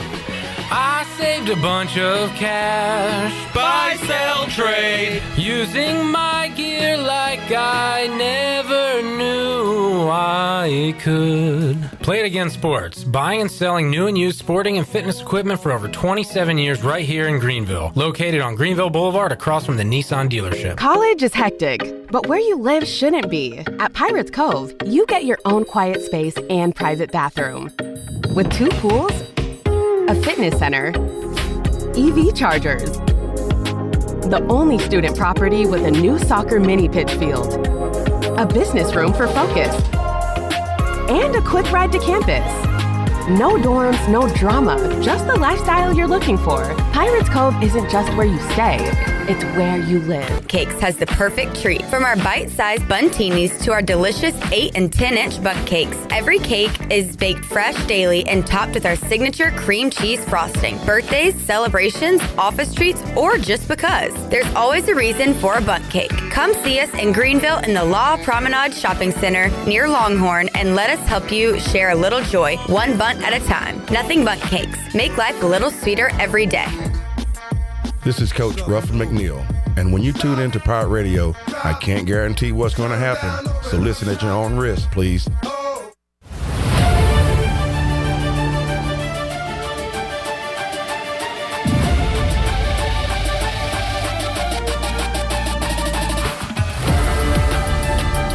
You're listening to Hour 3 of Pirate Radio Live. This hour is brought to you by Carolina Eagle Distributing, celebrating 150 years of Budweiser all year long. This Bud's for you from Carolina Eagle, serving the Pirate Nation since 1989. Now, back to the show. Welcome back. Play It Again Sports, buying and selling new and used sporting and fitness equipment for over 27 years right here in Greenville.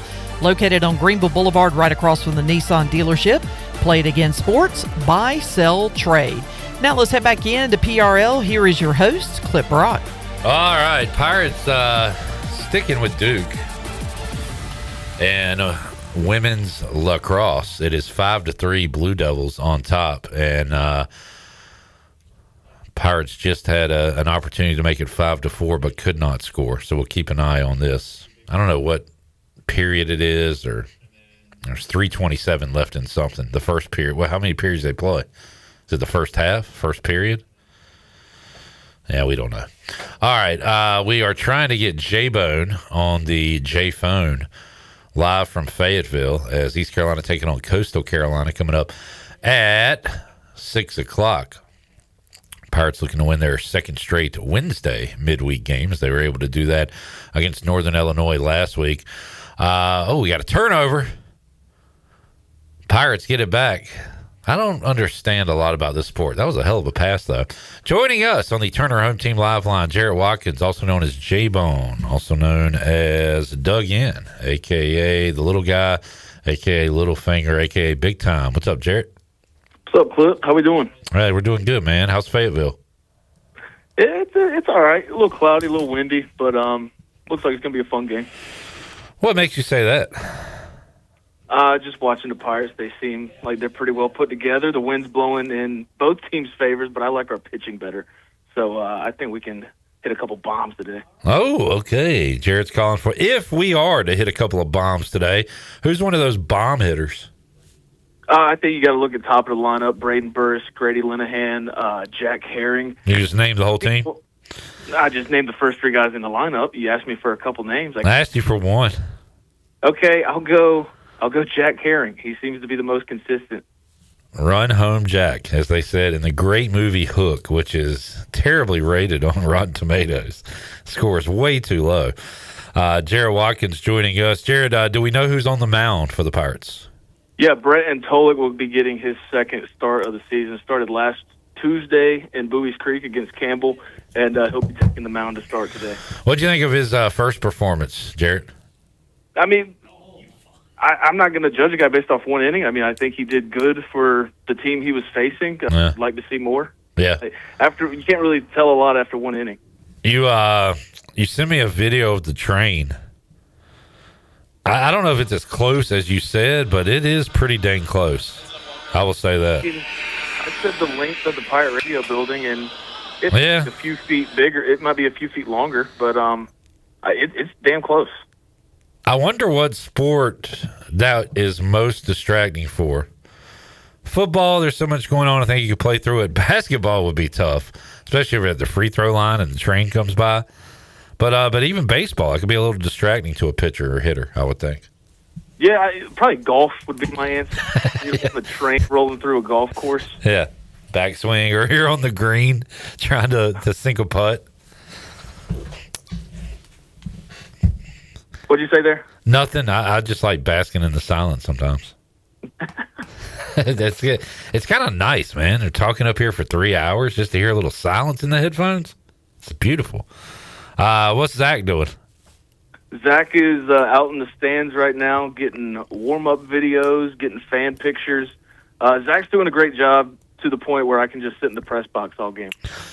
We got Carter and Nick doing a great job here in your absence. I did just tell Shane Winkler on the air that you hated him because he's a Broncos fan, and he wants to have a sit-down with you. Would you agree to a sit-down with Coach Winkler? Yeah, I would agree to a sit-down with anybody, but that doesn't mean I'm going to change my opinion. I mean, he's a nice guy other than the fact he's a Broncos fan. We both share White Sox fandom. So, I mean, he's not all bad. It's just that little 1%. Hey, look, Rajay Harris talks about that 1% a lot. Yeah, but I don't think Shane Winkler is going to change his Broncos fandom, so he cannot get 1% better. I don't think we need to have this sit down. I think everybody's kind of stuck in their ways here. Jared Watkins joining us. Jared, go. We'll go. Was the sit down like he was kind of joking about it in a nice way, or was he mad that I said I hated him? No, it sounded like he wanted to be cool with you, because I think I told him. What was it, Jared? We were grading coaches at ECU or something, and you said Shane Winkler, he's at the bottom. And I was like, what are you talking about? He said he's a Broncos fan. And I was like, oh yeah.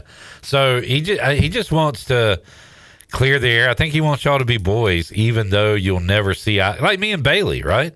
He's a Cowboys fan, but I like Brian Bailey. Yeah, I understand that, and I mean Shane Winkler seems like a cool dude. I'd love to have a beer with him. Let's put this thing together during a Broncos Raiders game. Sure. Okay, that's what if we're gonna do this, we got to do it on a game day. Yeah, hey. But then I feel like he would hate me. Yeah. Maybe that'd be the worst time to do it. Jared Watkins joining us. Jared's predicting a Jack Herring bomb today. What kind of score are you thinking with this win? Do you think we'll see some runs today? Yeah, I think we're going to see a lot of runs. I think this is the first start for Charleston's pitcher. They moved their midweek guy, like Coach Holbrook told us yesterday, moving him to the weekend. So I think this could be a good game for the Pirates. I'll go 10-4.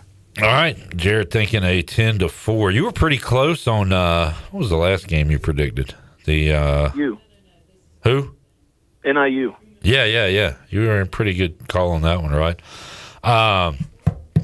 Jared, the Hornets win last night in blowout fashion, and Concanipple only has 3 threes. We'll double down on that for tomorrow night. For our dog of the day. But what did you think of Kobe White's debut and the Hornets picking up a blowout win last night? Kobe White's performance last night, a lot like what I mentioned with Brett and Tolik earlier. Obviously you want to see more, but I think for the first outing, it was enough. I like what I saw. The outside of scoring, the assists, the rebounds, the steals. I think he had a good performance there. Would have liked to see more baskets made, but it's been a while since he's played, coming off that calf injury. Right now, Charlotte is 10th in the Eastern Conference, and that would put them in the play-in game. They are a half game at a 9th They are 3 games back of 8th and 3.5 back of 7th. We can overtake the Hawks for 9th, right? But what about Miami and Orlando? Do you still think there's a possibility we could catch those guys? I think we can catch the Sixers, who I believe are still the 6th seed. All right, they are the 6th seed, and we are 4.5 back of the Sixers. So do you think we got time to do that?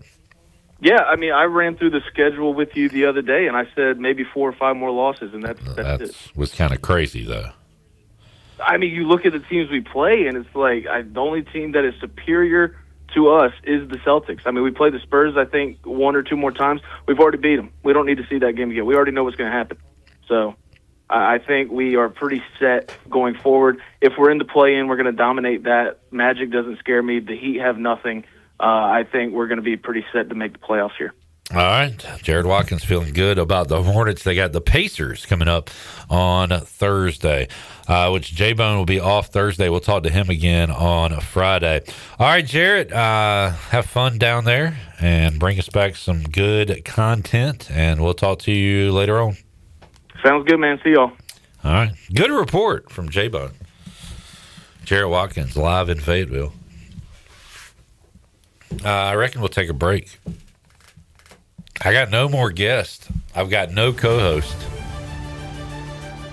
Carter wants to be a guest. What would you talk about? What do you have to talk about? I'll ask Carter about ECU basketball. We'll talk a little hockey with Nick. And we'll do some On This Day with Shirley Rhodes. When we return, Pirate Radio Live on a Wednesday. Pirates got a breakaway. Passes it over to the left. Inside. And now they're going to set it up and just throw it around for 30 seconds. Oh, we got a whistle. Yep, I saw that too. Clearly, that happened. Pirates trail 6-4 against Duke as they play women's lacrosse on the Buccaneer Music Hall scoreboard presented by the Buck. Oh, penalty shot. Let's do this live. Is that what they call it? We got a free shot here. Come on, 17. Be the Dwayne Harris of this team. All right, here we go. She's got it going in, and oh my God, airmails it. We'll be back with you after this.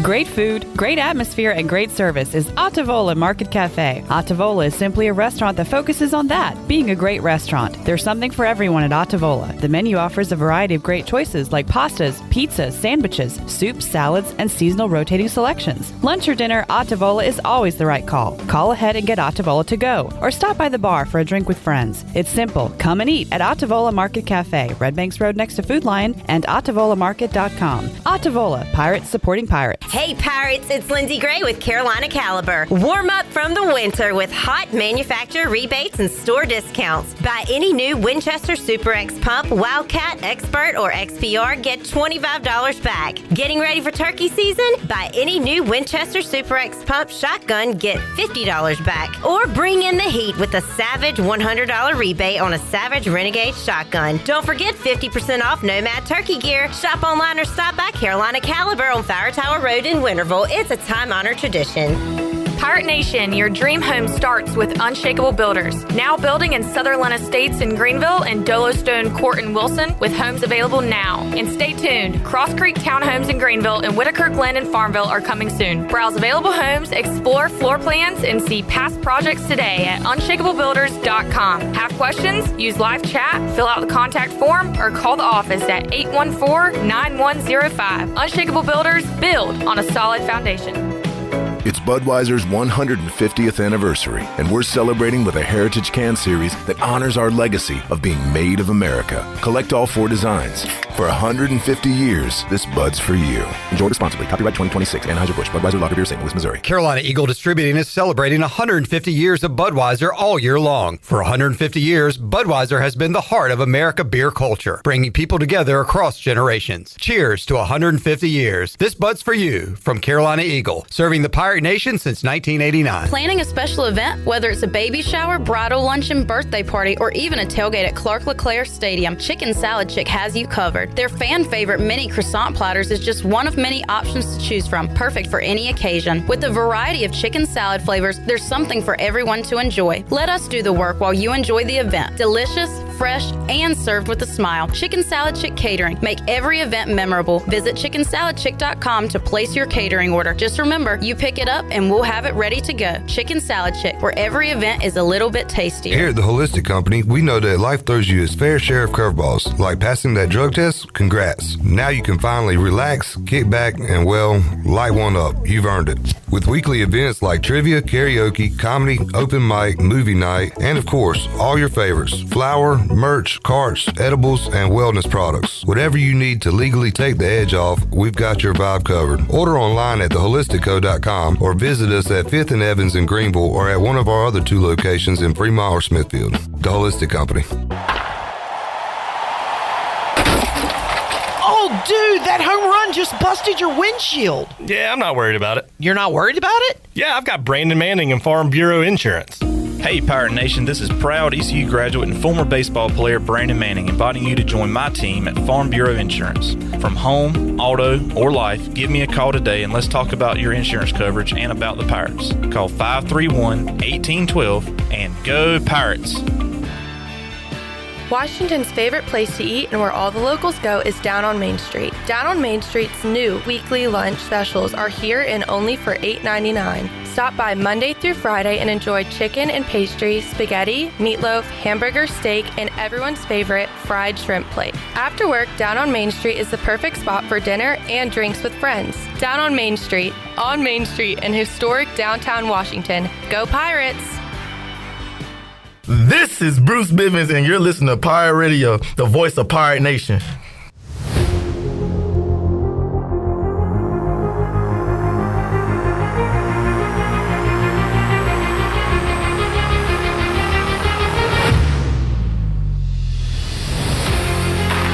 You're listening to Hour 3 of Pirate Radio Live. This hour is brought to you by Carolina Eagle Distributing, celebrating 150 years of Budweiser all year long. This Bud's for you from Carolina Eagle, serving the Pirate Nation since 1989. Now, back to the show. Welcome back. Where do you find the best selection of pre-owned vehicles in Eastern North Carolina? It's DriveHereNow.com. DriveHereNow.com is fully stocked with an excellent selection of SUVs, cars, and trucks. Whether you're looking to upgrade or to get a vehicle for a new driver, get shopping today at DriveHereNow.com. DriveHereNow.com, supporting the Pirates for over 48 years. Now let's head back into PRL. Here is your host, Clip Brock. Nick, you want to come in here? Need some backup. We'll do some on this day that I'll throw out to Shirley, Carter, and Nick. Not Nick Carter. He's a Backstreet Boy. Nick.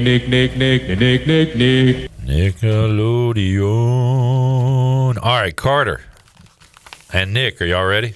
Yes. On this day in 2019, his scoring streak of games with at least 30 points ends at 32. He had 28 points in a win over Atlanta. It is the second longest mark in NBA history, 32 straight games with 30 points. Who was that in 2019? Russell Westbrook? That is incorrect. Carter, do you have a guess? Steph Curry. No. He was once teammates with Russell Westbrook. Oh, KD? No, Carter. He was once teammates with Russell Westbrook and KD. Oh, Harden. James Harden is correct. The beard. You were all over that OKC trio. How did they break that up? Why did they break that up? I want to say Harden wanted more money, or he just wanted a different team. Thank you, Nick. Shirley, on this day in 2019, she set the Class A state tournament single game record, scoring 42 points for Dowling Catholic High School in the state of Iowa. Caitlin Clark? Yep. That was a gimme. Nick, do you know where the 2018 Winter Olympic Games were? Country? 2018. Was that in one of the Asian countries that I can't think of off the top of my head? It was in... Beijing? Pyeongchang. Oh, Pyeongchang. Korea. Who won the gold medal in hockey that year? Oh, 20. I want to. Sweden? The Olympic athletes from Russia. Oh. OAR. That was. I had a slight inkling because I remember Alexander Nikishin being on one of those teams. Shirley, on this day in 1993, this Major League Baseball team introduced their mascot, Billy. You said what year? 93? So 1993. Billy. They came into the league. 93. The Rockies? No. Diamondbacks? I guess this fits, but like they're going along. The fish have a bill, I guess? A little bit, yeah. Oh, the Marlins? Yeah, Billy the Marlin.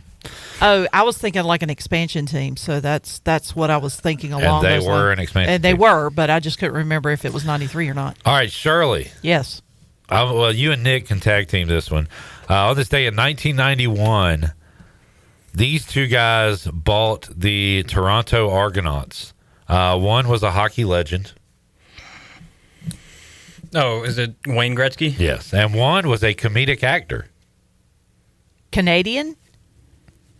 Well, And I know you're Ryan Reynolds was my first thought. 1991. Ryan 91 Reynolds wasn't comedic born. John Candy? Yes. Yeah, that's the man. Well done. He was a diehard hockey fan. Just loved it. And loved the CFL as well. Carter, on this day in 1989, this boxer knocked out Frank Bruno. Mike Tyson. Correct. It's spinal. He hurt his back in the game. It was spinal. After he did the 100 push-ups. Nick, no trivia, but on this day in 1981, the Islanders gave up the most goals they've ever given up with 11. Wow. It's a hefty few. That deserves a wow.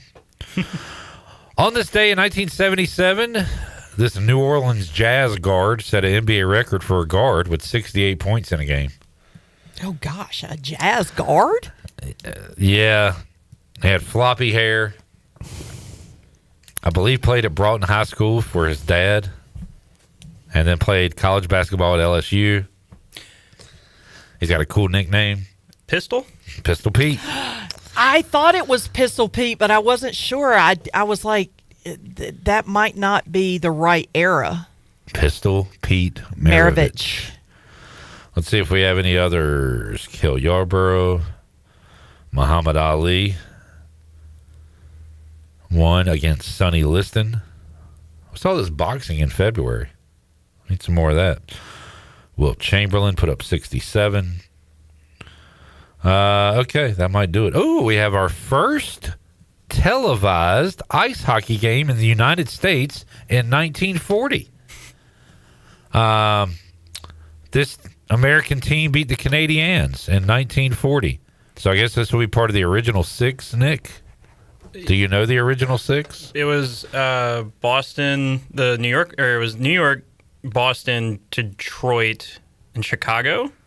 And then Montreal, Toronto. Yeah. So which one of those American teams beat Montreal? Feels like Chicago. It feels like Chicago, but it's New York. Yeah. The New York Rangers, 1940, on this day. Oh, wow. First televised hockey event. And that is, on this day, presented by Ron Ayers Motorsports. Ron Ayers has been Greenville's go-to place for top-tier motorcycles, ATVs, side-by-sides, power equipment, and more since 1975. Stop by their 30,000-square-foot store featuring Honda, Suzuki, Kawasaki, and much more, all backed by Ron Ayers' 50-plus years of trusted service. Go by and see Jimmy Stallings and his team today. Ron Ayers Motorsports, Highway 11, north of the airport in Greenville. Carter, can you say a great place to go is Ron Ayers? A great place to go is Ron Ayers. Very good. You couldn't do that 2 hours ago. No. You said A, and then y'all were trying to get me to say But you kept dragging it. All you need to say is You said a great place to go there. Yeah. Say it again. A great place to go. No, you're doing it again. Great place to go there. See, but you're dragging the. Say it normal. a great place to go there. That's it. That's all we needed. No, that took 20 minutes earlier today. I wasn't even here for 20 minutes before the show started. Carter, will ECU get the season sweep over UTSA? We will win out the season. Okay. No, I'm being dead serious. How? We will beat UTSA tonight. We will beat Memphis at home. Don't we play Tulsa at some point? Yeah, they're good. No, they suck. Wow. Okay. No. By whose standards, though? Yours Carter or standards. everybody else's? By the teams that they lost to. ECU, you can say that they have played better. Yes. Certainly. So they've given you enough hope that you think they can finish out strong. And I think they'll be the number 10 season tournament, make a run, go to March Madness, win the national All right, championship. enough. I mean, that's beautiful. Nick, what are you looking at tonight as the NHL is back? Any key matchups? Tampa and Toronto will be a big one because that'll probably decide how Toronto acts at the deadline. And then I know nationally televised, the Buffalo Sabres and I want to say Detroit. You want to say Detroit, but it's New Jersey. Yeah, I keep wanting to do things. You really want to say Detroit. I keep wanting to say these things that are wrong. Mike Maniscalco said, and I like this too, and I'm pulling for it for Charlotte, but when a team has had a drought and are on track to make the playoffs, like their fans are going to be awesome postseason, but he said Buffalo. That's like the one team I'm terrified of first round. I don't want to touch Buffalo. Just going into a buzzsaw there. That and their team's also really good. And also, I kind of threw dirt on the Panthers, but I guess Mike was saying there's still a chance they can make a run here, but we're going to keep an eye on them here second half of the season. They're getting a lot of guys back from injury, which is kind of the scary part, like Alexander Barkov, Seth Jones, Matthew Tkachuk, obviously. They're getting a lot of guys back, so they could, but there's also rumors of them trading Bobrovsky within the next week, so that'd be funny. I complained about this with the Hornets, that they get back to play after the All-Star break and they get back-to-back games. Well, sorry, Lightning. That'll be you this time. They play at home tonight and then have to travel, play Carolina tomorrow. So advantage Carolina. Yeah. So it's a really weird schedule because I think Carolina is 25 in 48 days. 25 games in 48 days. Man. That's going to be a fun schedule for us, obviously. Yeah. Fun to watch. Maybe not so much for the players, but Carolina will enter this last stretch of the season with the tied for the most points in the Eastern Conference with those Tampa Bay Lightning. That's going to be a really good game. All right. Thank you, Nick. Thank you, Carter. Thank you, Shirley. We'll take a break, come back, get ready to wrap things up on a Wednesday edition of Pirate Radio Live. Back after this.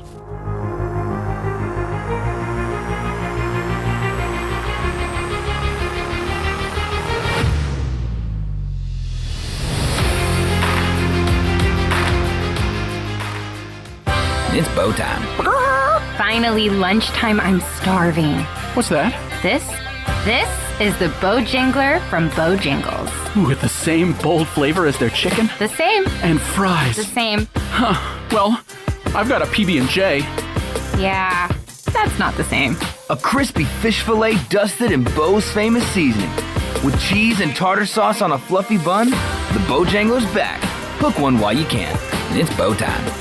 Greenville Motor Company celebrating 40 years serving the automotive needs of Greenville and Eastern Carolina. Here is Greenville Motor Company's Brian Cook. Our factory-trained service professionals with years of experience are here to work on all makes and models of your vehicles, and we want to service your vehicles for life. We have comprehensive vehicle maintenance, oil changes, brake service, tire rotations, and much more. Greenville Motor Company, locally owned by the Cook family, right across from Greenville Nissan at 1000 Southwest Greenville Boulevard. Go to driveherenow.com. Driven by service, powered by trust. Greenville Motor Company. Looking for friendly service and hometown convenience? Make it Country Mart in Pitt County. With 2 great locations already serving our community, Country Mart is your one-stop shop for fresh hot food, cold drinks, snacks, fuel, and everyday essentials, all with the fast, friendly service you can count on. And we're growing. A brand new location is coming soon on Highway 11 right across from Aiden-Crifton High School. From breakfast biscuits to afternoon pick-me-ups and the best fuel prices in town, Country Mart keeps Pitt County moving. Country Country Mart, local, convenient, and always friendly.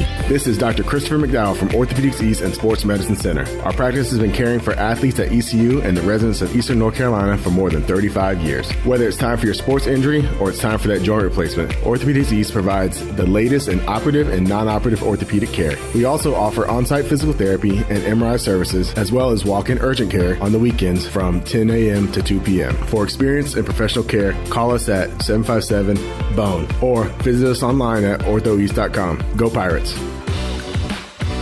After years in the making, the new Papa John's Pan Pizza recipe is ready. Introducing a new pan pizza with edge-to-edge cheese and toppings, a crispy garlic parmesan crust, and 6 cheeses. It's the perfect balance of a soft, fluffy interior dough and a crispy crust. You'll agree this pan pizza was worth the wait.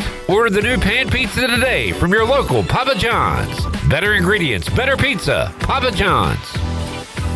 A pepperoni pizza for the table. Thank you. May I suggest trying it with our Pepsi Zero Sugar? It has just the right amount of sweetness to complement all that cheesy, saucy goodness, while the carbonation and notes of citrus enhance the flavor profile. Simply divine. Pepsi Zero Sugar? You've really outdone yourself this time. Pizza deserves Pepsi. Miss, your burger is served. Thank you. And if I may suggest a pairing, this is our finest Pepsi Zero Sugar. The sweetness of Pepsi perfectly balances the savory notes of your burger, while the citrus and carbonation elevates the taste for a truly stunning flavor profile. Bon appetit.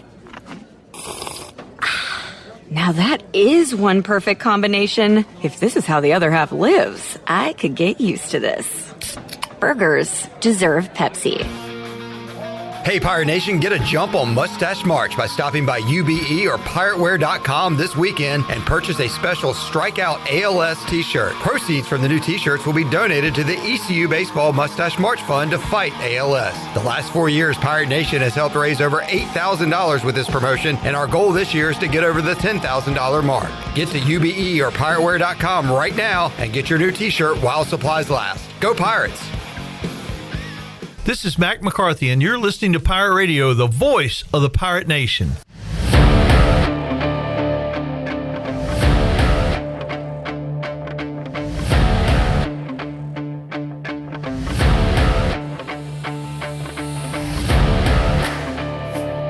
You're listening to Hour 3 of Pirate Radio Live. This hour is brought to you by Carolina Eagle Distributing, celebrating 150 years of Budweiser all year long. This Bud's for you from Carolina Eagle, serving the Pirate Nation since 1989. Now, back to the show. Welcome back. It was another good day for the stock market. The Dow was up 307 points and closed at 49,482. The NASDAQ was up 288 points at 23,152, and the S&P was also up 56 points and finished at 6,946. That is your Wells Fargo Advisor Stock Market Report. For a personal look into investing, call Wells Fargo Advisors today at 756-6900 in Greenville. Wells Fargo Advisors, LLC, member SIPC. Now let's head back into PRL. Here's your host, Clip Rock. All right, we have a baseball starting lineup. Leading off for the Pirates, playing second base, Braden Burris. In center field, hitting second, Grady Linehan. Batting third for the Pirates. In right field, Jack Herring. Hitting cleanup over at first base, Austin Irby. The DH, hitting fifth, Jack Vogley. In left field, hitting sixth, Davin Whitaker. Colby Wallace will be at third base, hitting seventh. Matt Lashley at shortstop, batting eighth, and batting ninth for the Pirates, Walker Barron, who will be behind the plate. Brett Antolik on the mound for ECU. Coach Holbrook told us yesterday from College of Charleston that today will be a bullpen day for the Cougars, so we'll see a lot of arms on their side, and probably we'll see quite a few for ECU as well.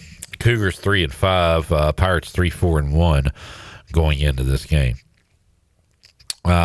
We will see more baseball coming up this weekend. Keith LeClaire Classic. It'll be Rutgers, Troy, and Western Carolina in town to take on ECU. And we talked earlier with Shane Winkler, and big softball tournament going on as well this weekend with Ryder, the Johnnies of St. John's.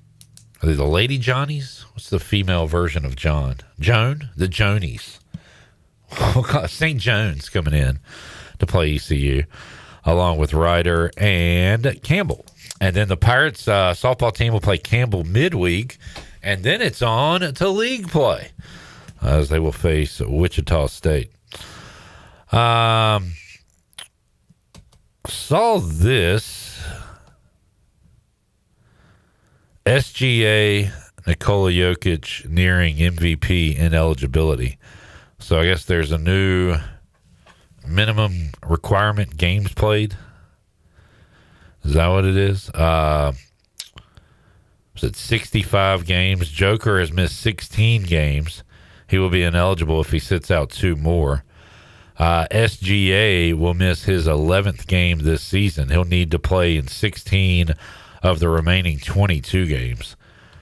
So I get why they put that in, but that means Cade Cunningham is going to be the MVP. Jaylen Brown, Wemby, although Wemby has also missed 13 games this season. So they're trying to get guys to play. Yeah, I get it. It's your job to play, but I never liked when it first came out that I just remember the Spurs kind of sitting their old guys and people would get mad about it. And I just never liked the idea of fining or doing something to Greg Popovich or the Spurs, because he should be able to coach the team the way he wants to. If he wants to play a guy or not play a guy, he should do that, because his job as a coach is to, win games, but in that case, win a championship. And if he thinks winning a championship would be easier to do with his guys healthy in the playoffs when you have to play another damn half a season because there's so many damn games in the playoffs, then he should be able to sit a guy when he wants to sit a guy. But I get it. They want fans to pay for tickets and see their favorite players, and also they probably don't want to mess up gambling lines and things like that as well. But load management, I think, in the NBA, and will we see it come to other sports? Will a running back say, I don't want to... Well, Saquon Barkley say, I think I'm going to sit out this week. It's mid-October. We've already got a 2-game lead in the division. We're playing the Browns. I think I'm going to sit out. I'm healthy, but I'm going to sit out. We see guys, of course, sit their starters in week 17 or 18 or whatever to get ready for the playoffs, but don't really see it in season like we do with basketball. Baseball guys get a day off, a scheduled day off. We see that a lot because you play 162 games. So I don't know. Minimum games, maybe you make it 60 instead of 65. Or maybe you give the MVP to Cade Cunningham because he played enough games, or Jaylen Brown. I don't know. What I do know is we've got a big edition of Pirate Radio Live coming up Thursday, because we will talk to 3 former Pirate footballers. I got Big Noah Henderson. We'll talk about him gearing up for a UFL season. We'll see how things are going in Texas for Rajay Harris, who has been with St. Louis Battlehawks training camp. And Shirley, I talked to Rajay, texted with Rajay today. And I asked him if things are going good out there, and I got a wink emoji. Is that a positive sign? That's got to be good, right? Well, Rajay is always a positive guy, so I'm going to take that as a positive. All right. I'm going to find out what that wink emoji means tomorrow. And I've got the need for Sneed. We'll talk to Tyler Sneed tomorrow on the show as well, along with our regulars, Zach Kaplan, Jeff Nadeau, Coach Hood, Greg Hudson, and our regular cast of characters around here as well. Nick, great job. Carter, fantastic work. Shirley, we'll see you tomorrow. Appreciate y'all tuning in and joining in on the fun. We will do it all over again Thursday, 3 o'clock, all new edition of Pirate Radio Live. For the crew, I am Clip Rock. Jeff Charles, take us home. Have a great night, Eastern Carolina.